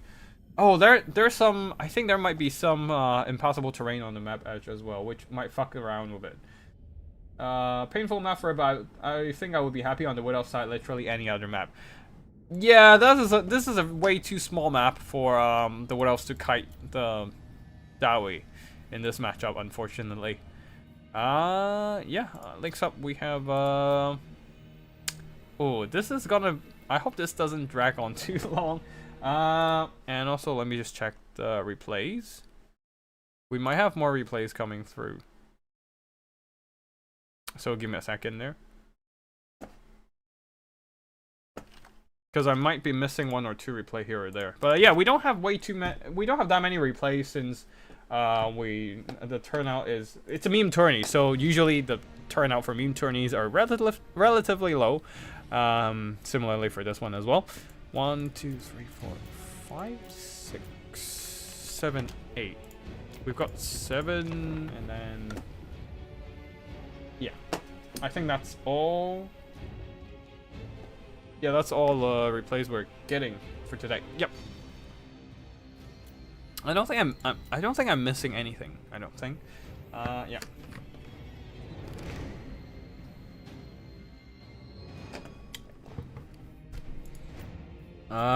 What's next? VC versus Dawi. And Dawi once again going with a lot of Iron Drakes with flamethrowers, which will be very effective against stuff like zombies and skellies. We shall see how they perform here, but looks like the Vampire Council is coming in with quite a lot of anti-infantry tactics. Let's slow down a little bit here. The first, it's Butcherbird playing as the Vampire Council with a line of zombies in the front, backed up by some Grave Gods with great weapons, having the ability to hack through armor, and with anti-infantry bonus as well. In disguise, Felbats supported by Vargai, some air mobility, and more armor piercing to shock the enemies into death. Shock them into routing. Corpse Gods and 1 Karn Raves. They should be able to do decent against armor, just not a whole lot of armor on themselves, and might take quite a bit of damage. And yeah, leading the army is a Blood Dragon Vampire Lord somewhere. All the way on the other side with another Vanguard deployed Karn Raves on the far flank. So yeah, the Vampire Counts going in the front with a bunch of zombies, occupy them with Grave Gods, and then flank around with Karn Raves and the Vargeist. On the other side of the battlefield, we have a front line of miners backed up by miners blasting charges, Iron Drakes, and some Dwarf Warriors. Longbeards? No, just Dwarf Warriors, Iron Drakes, and Slayers protecting the backline against monsters. Leading the army is Belagar Iron Hammer with 2 Slayers support, I think. Yeah, 1 Dragon Slayer and 1 Garagrim Iron Fist. So double Slayer, yeah, double Slayer plus their Belagar Iron Hammer Lord.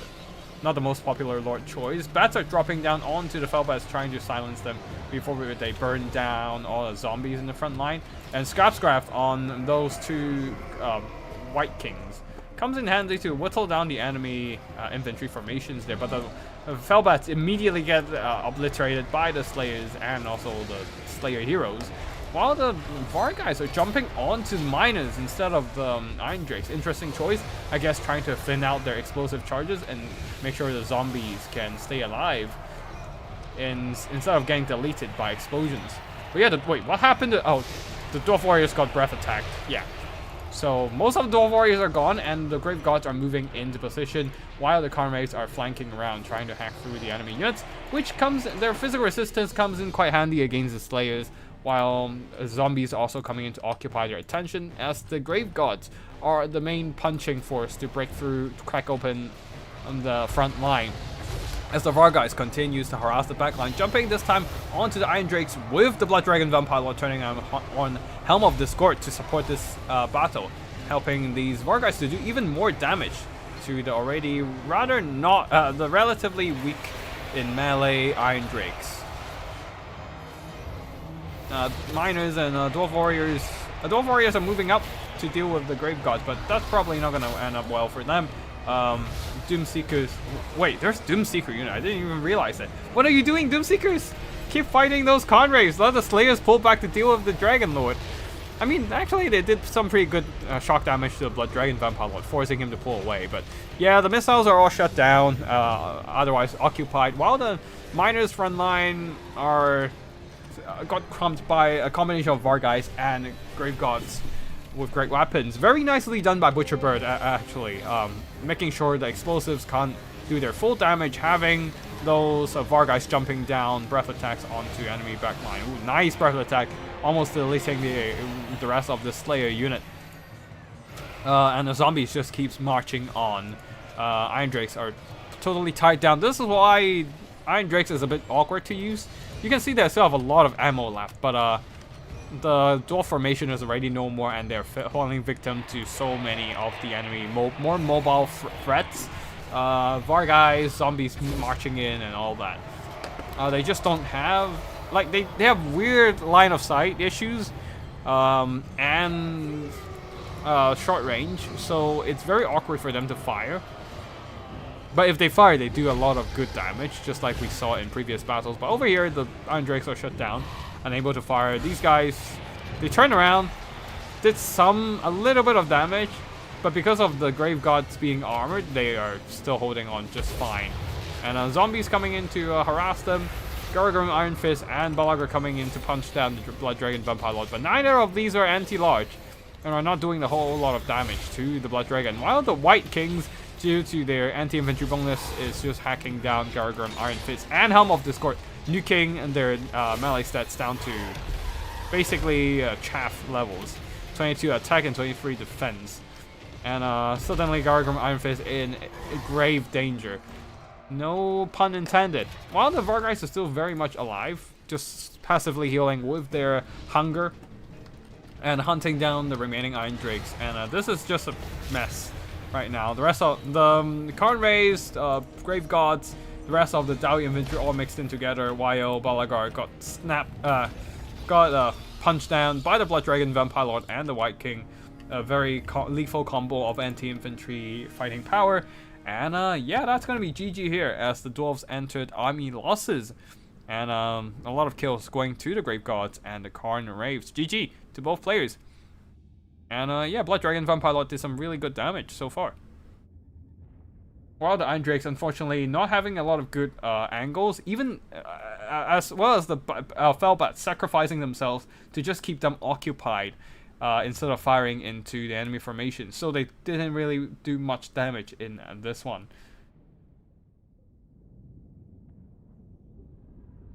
Yeah.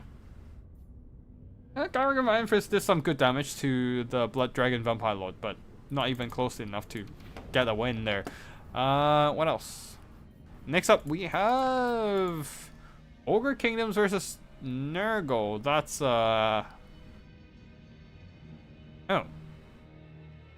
Oh. Oh, right, yeah. Because we have a little bit of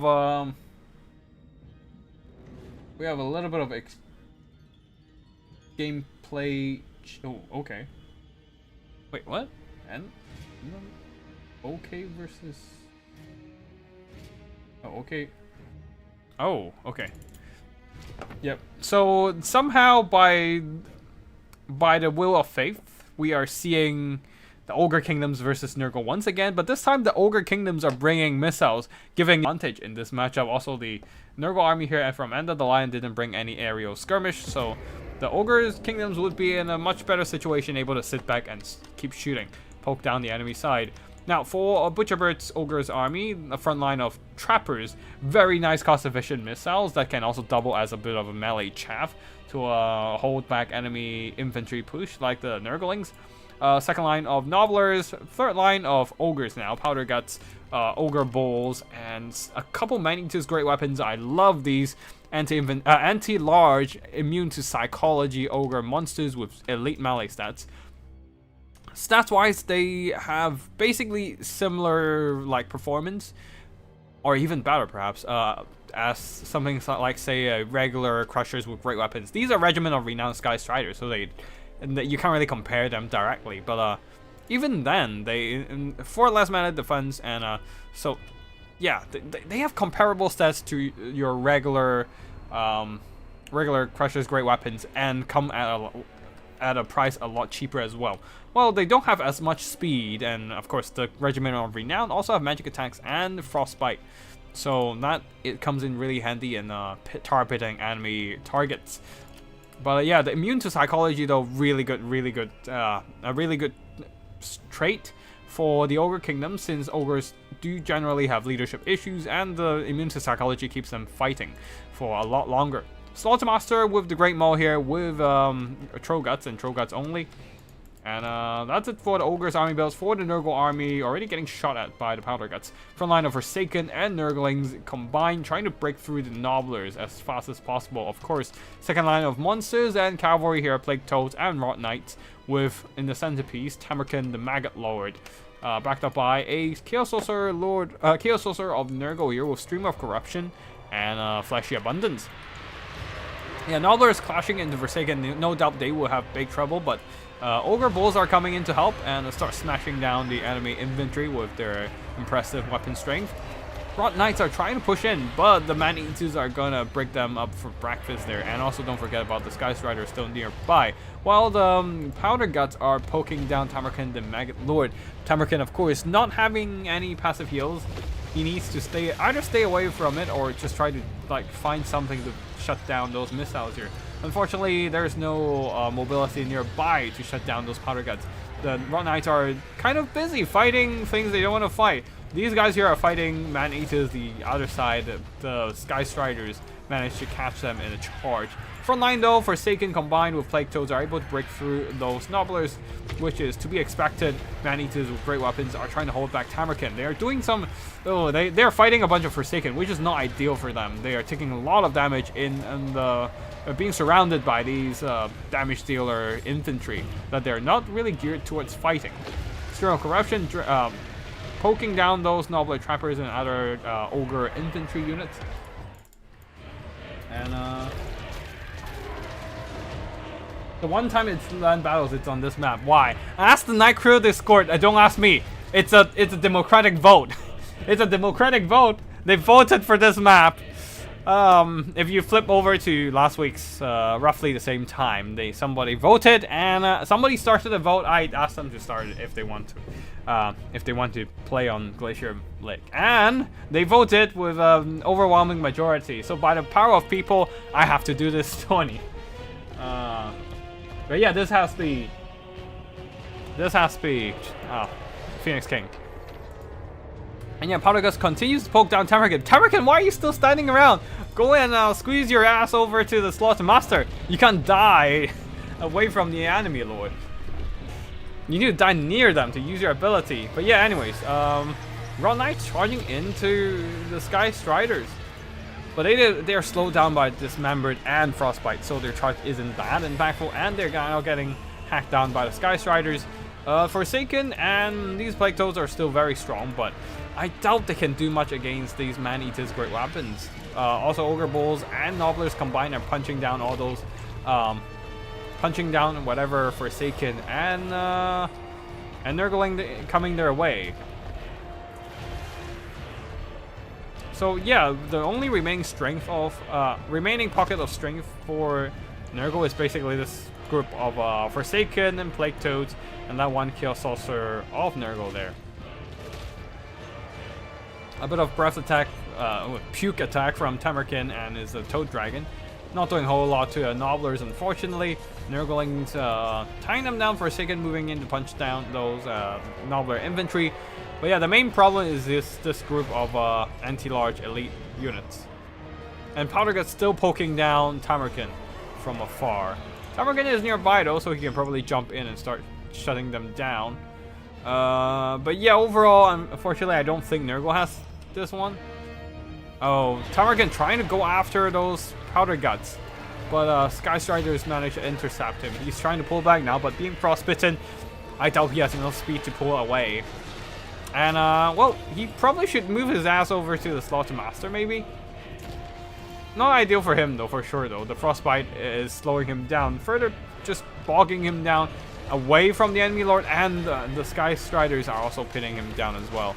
So another volley, he's going to go down. No on the death explosion for you, dude. And that's probably going to be GG for Nurgle at this point. Very nicely played by Butcherbird here, managing to get a win. One vote would have been overwhelming majority. No was an option in the poll, I think. There were only 3 people voting against the poll, so yeah. By the power of people with questionable choices, we are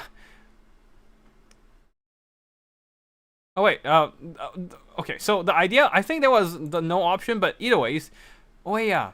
Yeah, I remember there was a...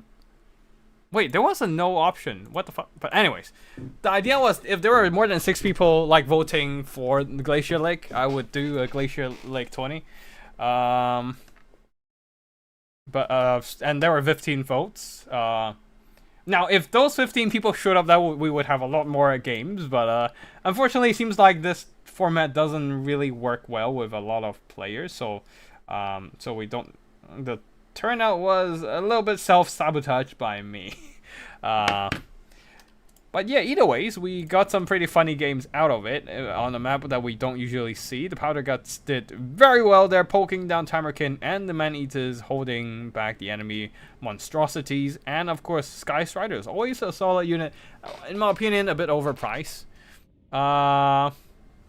If I remember, I swear I remember last week when I saw the poll originally, there were 3 people voting against it. And I know it only shows 1 option right now. But either ways, that's still about 6 people voting for the option. I mentioned if there are more than 6 people voting for it, it's like I'll do it. So yeah, it is a poll that vote, yeah. It is a poll that passed the requirement I set, so it is. Yeah. Anyways, we can vote for another. We can do another vote for meme 20s next week. I mean next month for meme 20s. If you guys want, and I can put Glacier Lake back in again with a different format, with a 1 faction for, with the normal Swiss faction war format. But we shall see. We shall see. It was a funny tourney, regardless. Yes, thank you. I hope you enjoy it. I know you're not particularly fond of the format for the exchanging faction, which is fine, absolutely fine, because we all have factions that we'd rather not play. And this seems to be a 20 with a lot of slow factions this time. Meme 20s will always win but be low turnout. Yeah, that's basically what happens with Meme 20. People like to have the more usual stuff. Changing means the meta might get shaked up and things might get weird for some units and whatnot. So meme tourneys usually doesn't have as good of a turnout as my regular tourneys, which is fine, completely fine. But I enjoy watching non-meta stuff, like funny actions and stuff. Like, you don't usually see this kind of a full Vanguard deployment in the Wood Elf and Dowie game, but we did see it on the Glacier Lake, which is fun. But yeah, the Nurgle army, unfortunately, the Rot Knights got outclassed by the Sky Striders and Man-Eaters, got out-traded heavily. The Forsaken were the ones doing the push here, driving their way through those Nobblers, but unfortunately, just too many big ogres that they can't fight with. That's kind of why Hummus stopped polling them, if I remember correctly. That actually is fair, because there's also the unfortunate chance of oh, that's ogre. Yeah, that's a duplicate replay. Let's delete that. But yeah, there's also the unfortunate thing of players might not necessarily be able to play that week, even if they vote for it and want to play in it. But yeah, that's just life and how it is, so whatever. It's not a big deal. Wait, did I miss any replays? I swear we probably would have had more, but yeah. Dark Elves versus Widow, we've seen that. Widow versus Dowie, we've seen that. Oh Oh, we haven't. Wait, how do we not seen? Oh, okay. Yeah. I think it seems like we missed out on copying a couple replays into the folder, so we still have a few replays to go. Give me a second there. There we go. Yeah, there we go. Let's go for Chaos Dwarves versus Wood Elves first. Break up. Okay, let's leave the grudge match until the end. Probably not gonna end well for a Dawi given the army builds, but we shall see. Let's go with Chaos Dwarf versus Wood Elves first.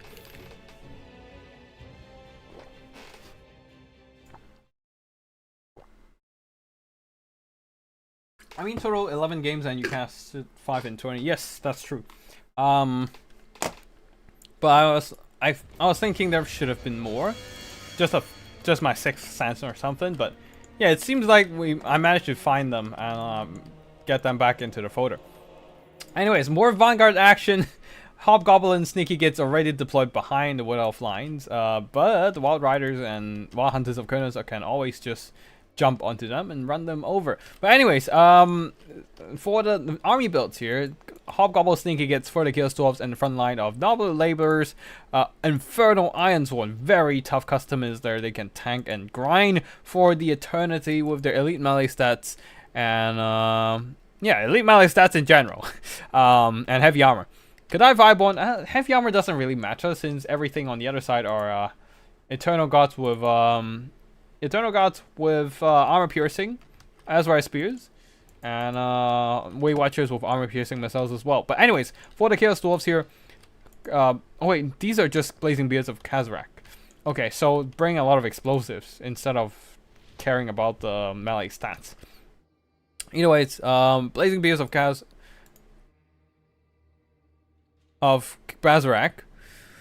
To be fair, the melee stats aren't that different on these two units.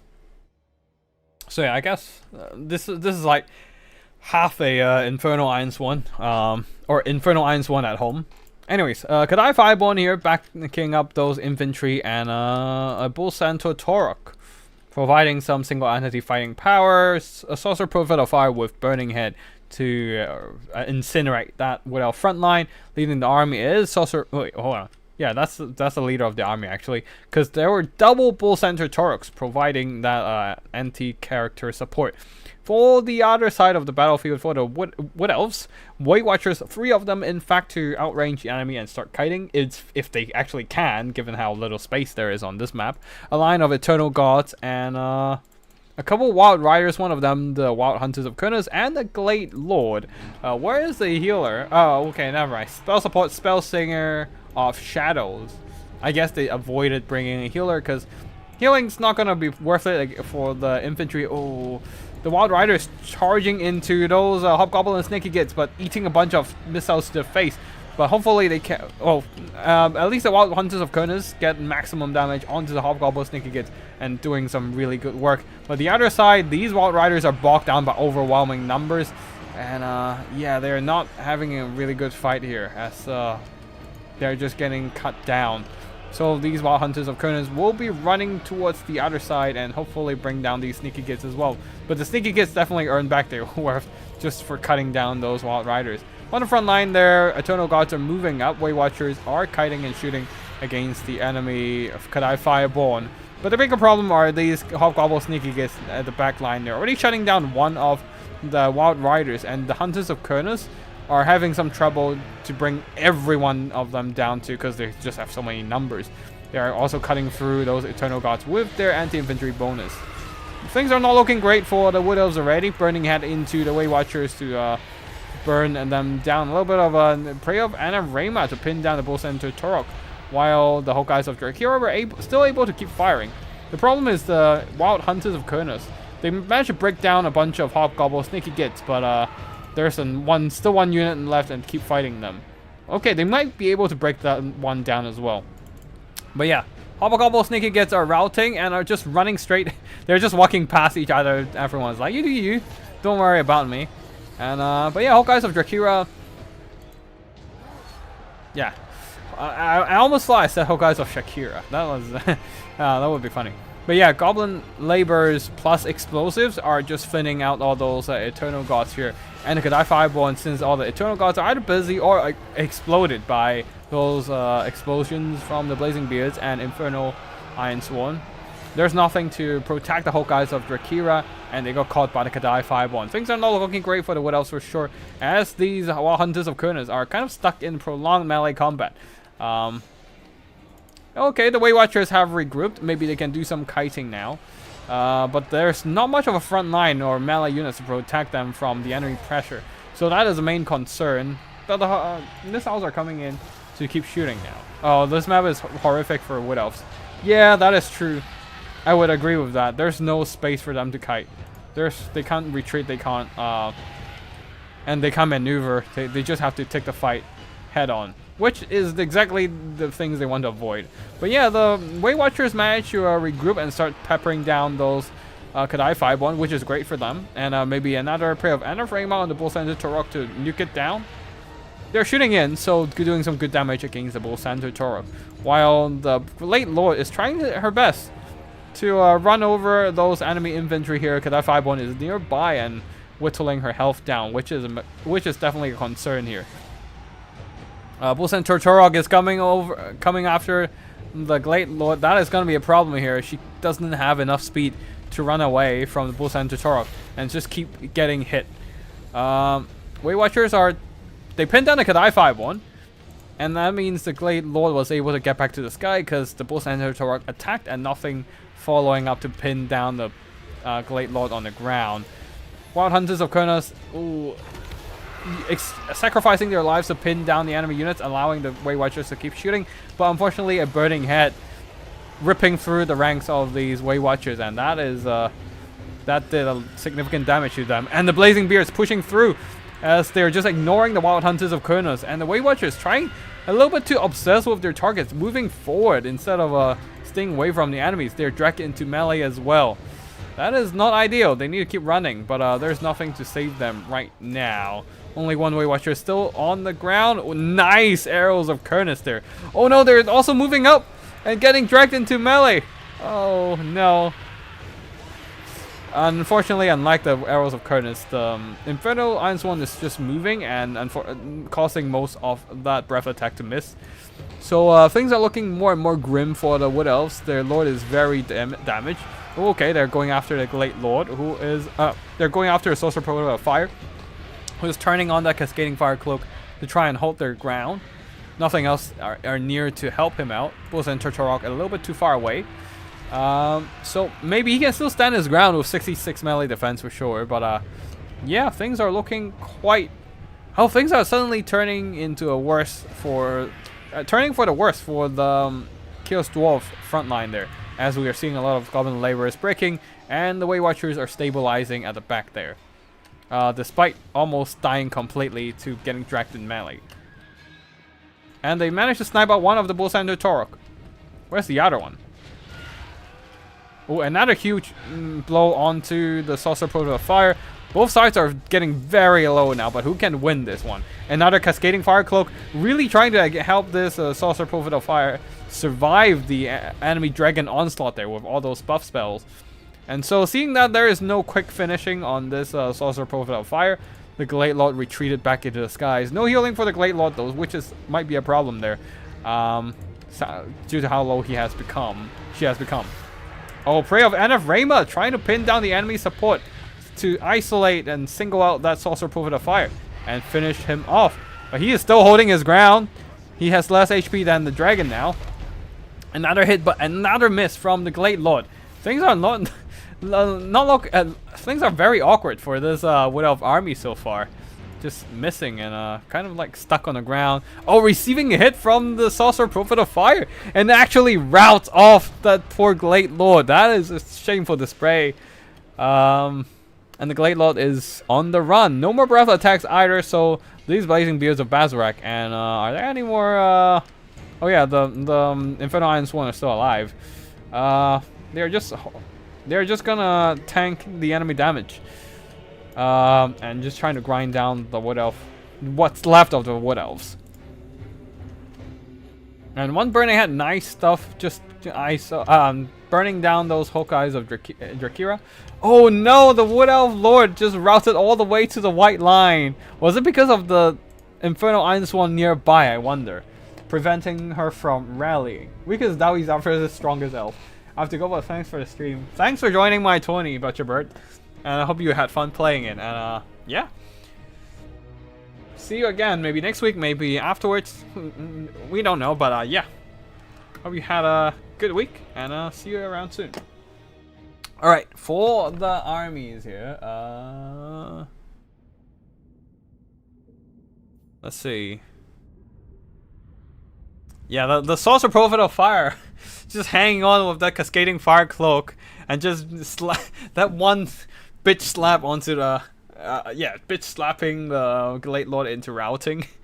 Very nice work there, just holding the ground and actually getting some very solid value with burning heads and whatnot. Bull Center Torok good at fighting large targets. I guess they hacked down the Glade Lord's health for a bit as well. But the really cool bit is definitely these Hobgoblin Sneaky Gits immediately whittling down the Wild Riders with their missiles and numbers. Thinning out that deadly mobility of the Wood Elves. And denying them from reinforcing the front line and stopping Kadai Fireborn and running down infantry and whatnot.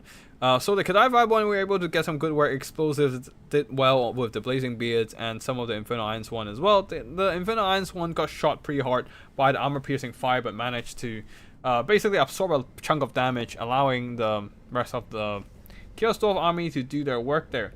For the Wood Elf side, I haven't seen the Glade Lady with that much damage value in a while.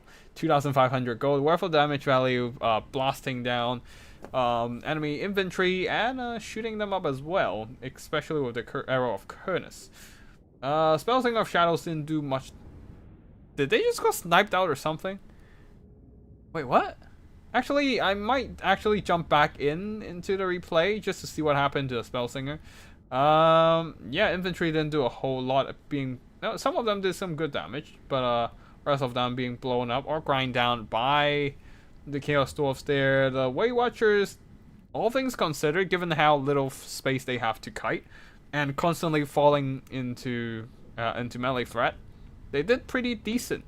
Unfortunately, though, a little bit of a miss micro in the middle of the game there, walking them into melee, probably due to a misclick or something. So they, oh, the Torok sniped it at the start. That might be the case. Let me just check again. But yeah, the Way Watchers just couldn't quite able to bring victory to the Wood Elves in that scenario. Let's just check the Spell Singer. If that's the case, that explains a lot.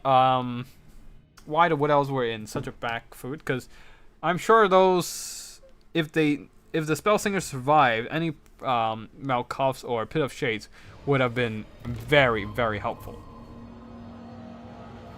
Fast forward. What else, Spell Singer? Oh, Bullseye and Torok go straight in, and yeah, that probably was what happened. Oh no, that was a big mistake.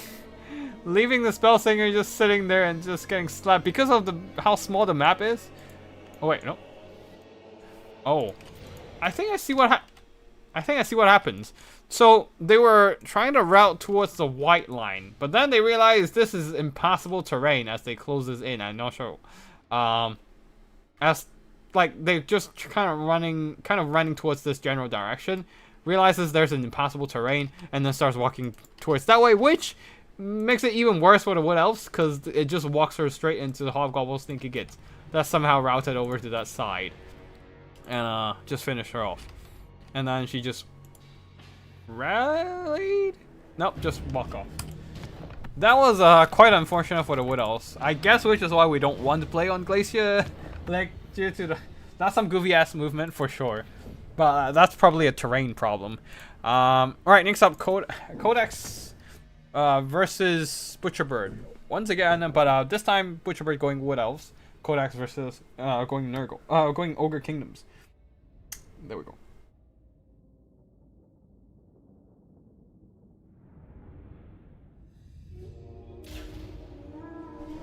Alright, slow down a bit. Army belts. Damn, these Wood Elves are Really not worried about being shot by Lad Belchers. Okay, a line of Eternal Gods in the front, backed up by some Sisters of the Fallen to do a bit of kiting, and they can double as a melee cav, which is quite nice, and also debuffs as well, and buffs and debuffs, Shield of Thorns, Curse of Honor, etc. Hawkeyes of Drakira, once again seeing them on the field, and we have some Enigmas of Gyren for their regrowth healing, probably going on to Durthu, with Wild Hunters of Kurnos as well. Also physical resistance spells from that Flesh to Stone. Leading the army is Papa Durthu here to slap everything down with Curse of Unright Air. That's a lot of Curse of Unright Air considering you already have those on the Sisters of the Thorn. And Flock of Doom and Sword of Death. Yeah, on the other side of the battlefield, we have the Ogre Kingdom's front line of Nobblers backed up by a couple Lad Belchers, 3 units of Crushers, Great Weapons, one of them the Sky Striders there, and a bunch of Blood Vultures in the skies, ready to either push back Hulk Riders or jump onto enemy archers. You can see the Lad Belchers already deleting enemy formation. You probably can just split the other Lad Belchers to shoot at the other Eternal Gods, because that's a bit of overkill, already killing like with all that fire focus.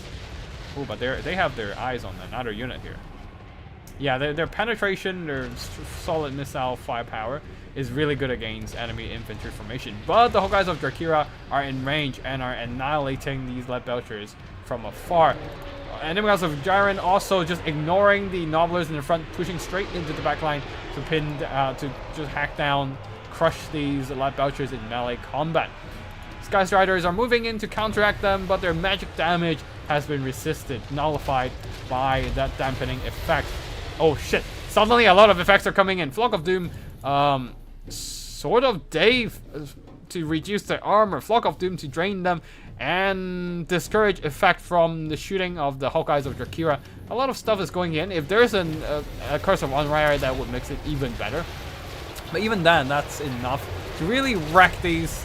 Oh, these Sky Striders got absolutely wrecked by the combination of direct damage spells, shooting, and the enemies of Gyren with their anti-large armor piercing attacks. And then now the Sisters of the Thorn are pushing straight through that opening in the front line there. Oh no, the Crushers are on the flanks. They're not reinforcing the back line here. Oh no, yeah, they're all going after the front line, going after Hawkeyes of Drakira, who are already occupied by Blood Vultures either ways. The bigger problem are these Sisters of the Fawn and whatnot punching through and shutting down your Lad Belchers, I would say. Enemies of Gyren are still holding on, are still going just fine. Sky Strider is getting a Trogods upgraded, trying to bring them back into the fight and duke it out with the enemies, but oh no, shit. They're getting a movement order instead of an attacking order, so they're not attacking the enemies, and they're receiving free damage, and yeah, they're routed once again, which is very unfortunate. There, multiple, a little bit slip up here and there from the Ogre player there, and yeah, the back line is completely lost for the Wood Elves. Maybe not completely lost, but soon completely lost, as the Sisters of the Fallen are tanking those Lad Belchers in the face with their extra physical resistance, 40% higher than your regular Wild Riders and whatnot. And we'll be running down those Lad Belchers. And because they are so close to the white line, I think the Enigmas of Gyren should be able to run those Sky Striders off the white line, just like the Lad Belchers already annihilated. Crushers are trying to push the enemy backline, but being countercharged by Wild Hunters of Kurnos and shot by Hawkeyes of Drakira, they themselves are taking quite a bit of damage throughout the process, and these guys stuck on Eternal Gods, getting dragged down in prolonged combat as well. Durthu just doesn't care, he's smacking everything down with the Lad Belchers out of the equation. Yeah, with the Hunters of Kurnos charging the back line there, there's very little that can stand against these elite cavalry of the Wood Elves.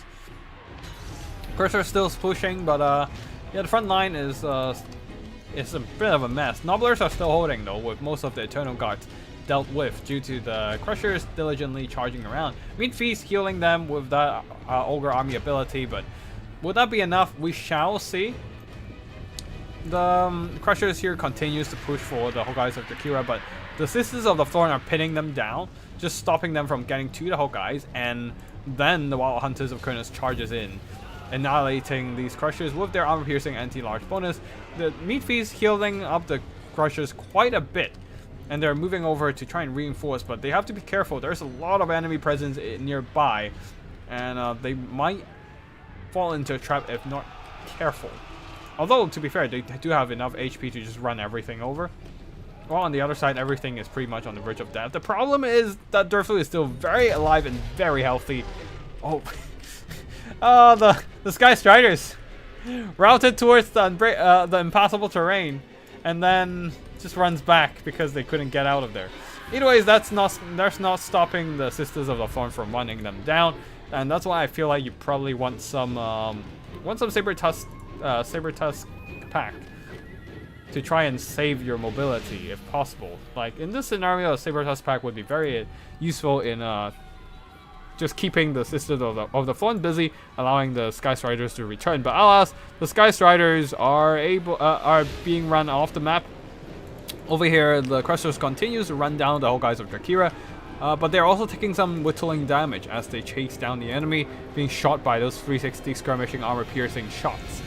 And yeah, it seems like the advantage is on the Wood Elf side at this point.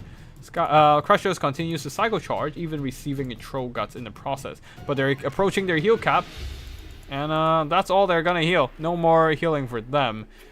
While, oh yeah, the Wood Elf army still have a lot of armor-piercing presence left. All these spears. Oh, never mind. The spears are done for, but Enigmas of Garen still very much healthy. A little bit of Shield of Thorns to return the damage towards their attackers and make sure these Crushers take some more hits.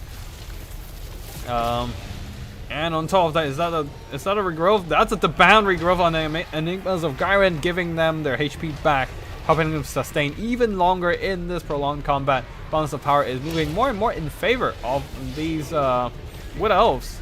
Another heal? On what? You've got nothing good to heal anyways. Wait, no. That might not have been an active heal or anything, but yeah. With the Enigmas of Garen healing while the Crusher's great weapons constantly losing HP in that combat, they are gonna reach army losses, and it's all Ogre now. It's all Ogre. They're doing some good damage, but I think the MVP are these Sisters of the Thorn there. Pushing through the front line to get to the Lat Belchers. Hawkeyes of Drakira obviously did very well, and while Hunters of Kronos did what they need to do to pin down the enemy cavalry and stop them from pushing the Hawkeyes of Drakira. Also great work from the Enigmas of Garen as well. Having all that direct damage from Durfu from Flock of Doom, and then they themselves getting involved in the mix as well, just crushing those Crushers instead with their big maces of rock and wood.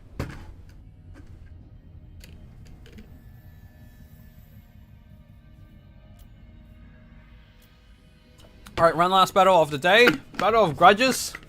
Chaos Dwarves versus Dwarves.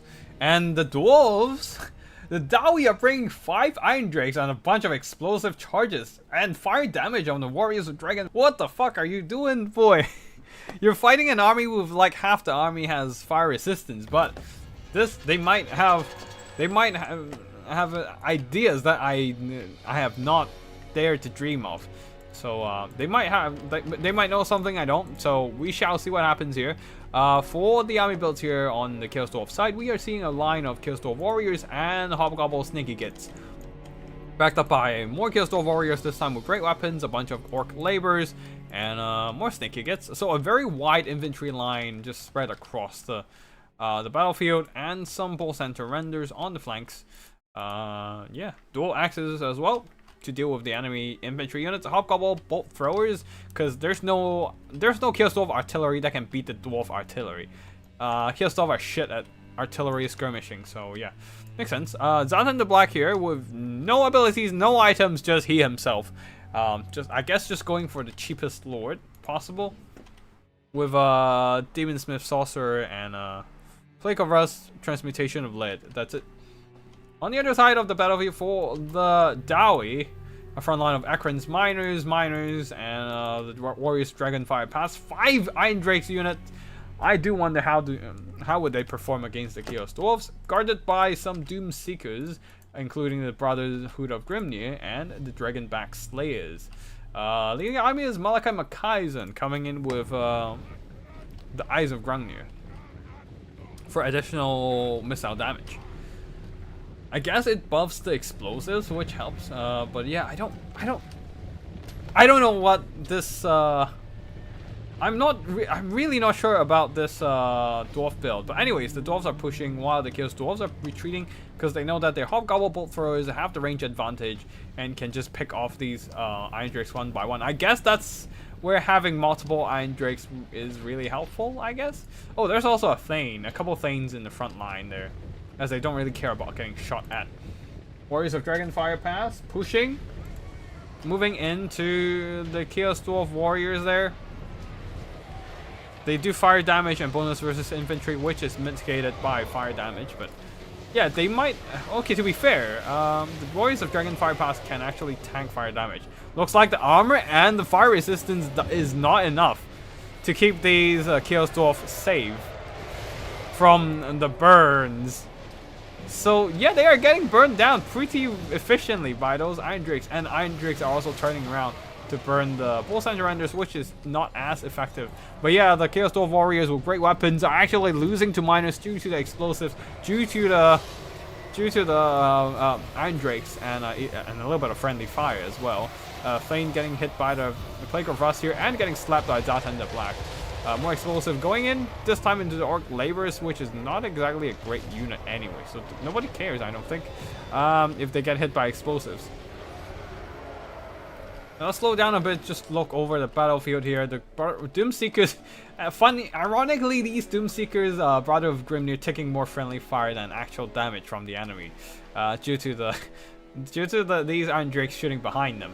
Anyways, Bull Center Renders with dual weapons are moving into flanking position, jumping into the jumping the Iron Drakes with nothing to protect them. Hopefully these Brotherhood of Grimnir can activate soon. These Bull Center Renders, though, getting absolutely slaughtered by a combination of Dragon Mech Slayers and Doomseekers due to their lack of armor, while the Iron Drakes continues to stand their ground against the enemy. Now, over here, the Bull Sentries did a little bit better against the Iron Drakes, but with the Brotherhood of Grimnir activated and being burned from the flank, they're probably not going to last long, especially with the burnt leadership effect.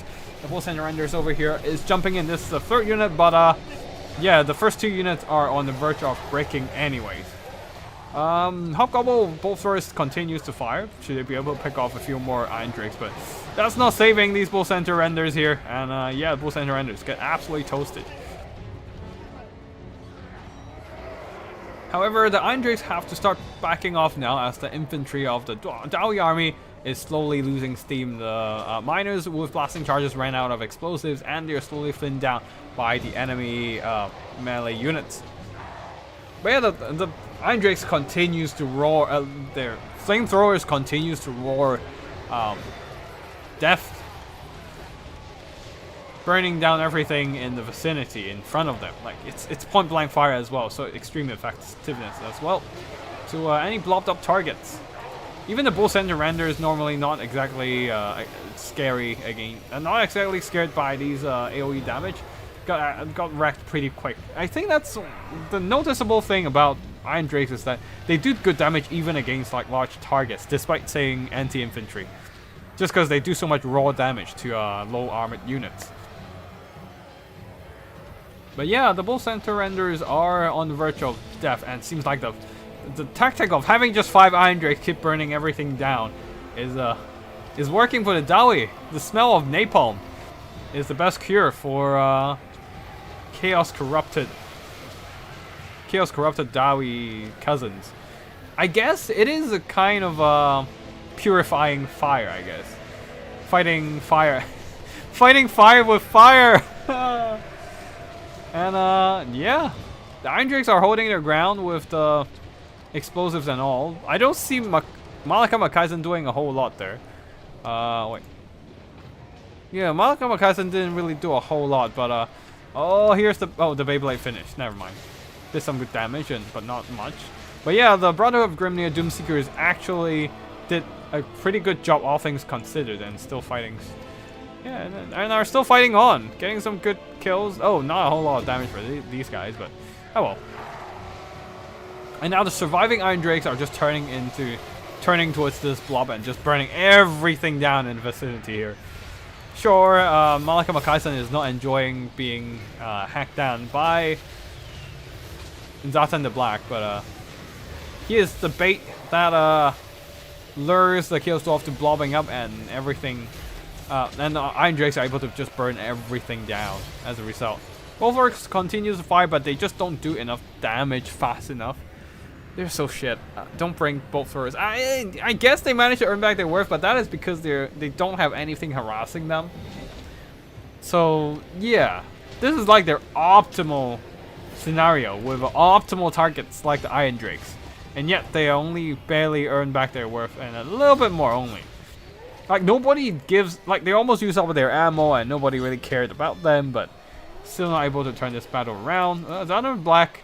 Ooh, Zatan the Black is stuck in the middle of a few Doomseeker models. They don't have a whole lot of health, but they can still put out quite a bit of damage, put out quite a bit of hurt. And Malaka Makaisen is helping out in melee as well.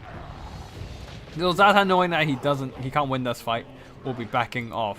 While Iron Drakes are being hacked down by the last of the Bull Center Renders, still there's the Brother of Grimnir still around, and Malaka Makaisen is back into firing mode now that Zatan the Black has decided to leave him alone. He's here to pick down and these Bull Center Renders one by one.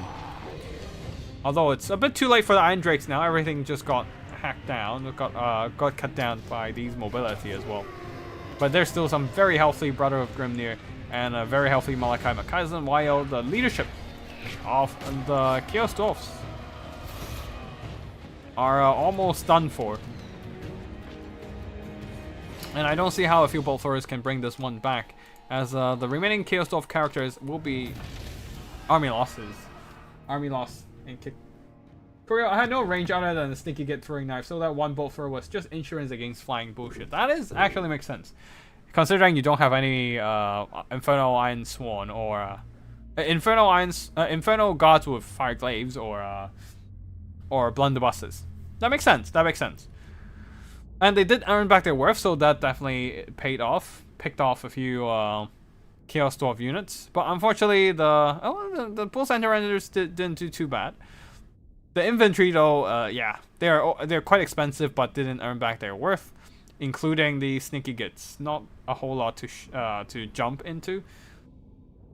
I guess if you Vanguard deployed them, it would probably have worked a bit better, where you can ambush the enemy backline of unarmored slayers with their missiles to whittle them down, and trade a bit better with their bonus versus infantry as well.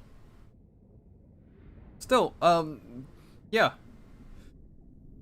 Zatan the Black did alright, having the support of Plague of Rust to lower his target's armor, while he doesn't have a whole lot of armor piercing. On the other side, the Dowie, the infantry didn't do a whole lot, other than Slayers. The Slayers MVP in this game here, cutting through everything, including infantry and monsters. While the because of their protection, the Iron Drakes were able to stand their ground and just burn down everything else. Very nicely played by both players, and congratulations to Butcherbird for winning this tourney. I hope you all enjoyed this Glacier Lake themed tourney, whether you've been playing in the tourney and or watching the stream. Everyone, have a great week. I hope you all enjoy this stream. Thank you for showing up to the stream and checking it out. If you like this type of content, be sure to like the stream and hit the subscribe button. And yeah, that is going to be it for today. Thank you for watching, and I'll see you all in the next one. Tactical Lich signing out.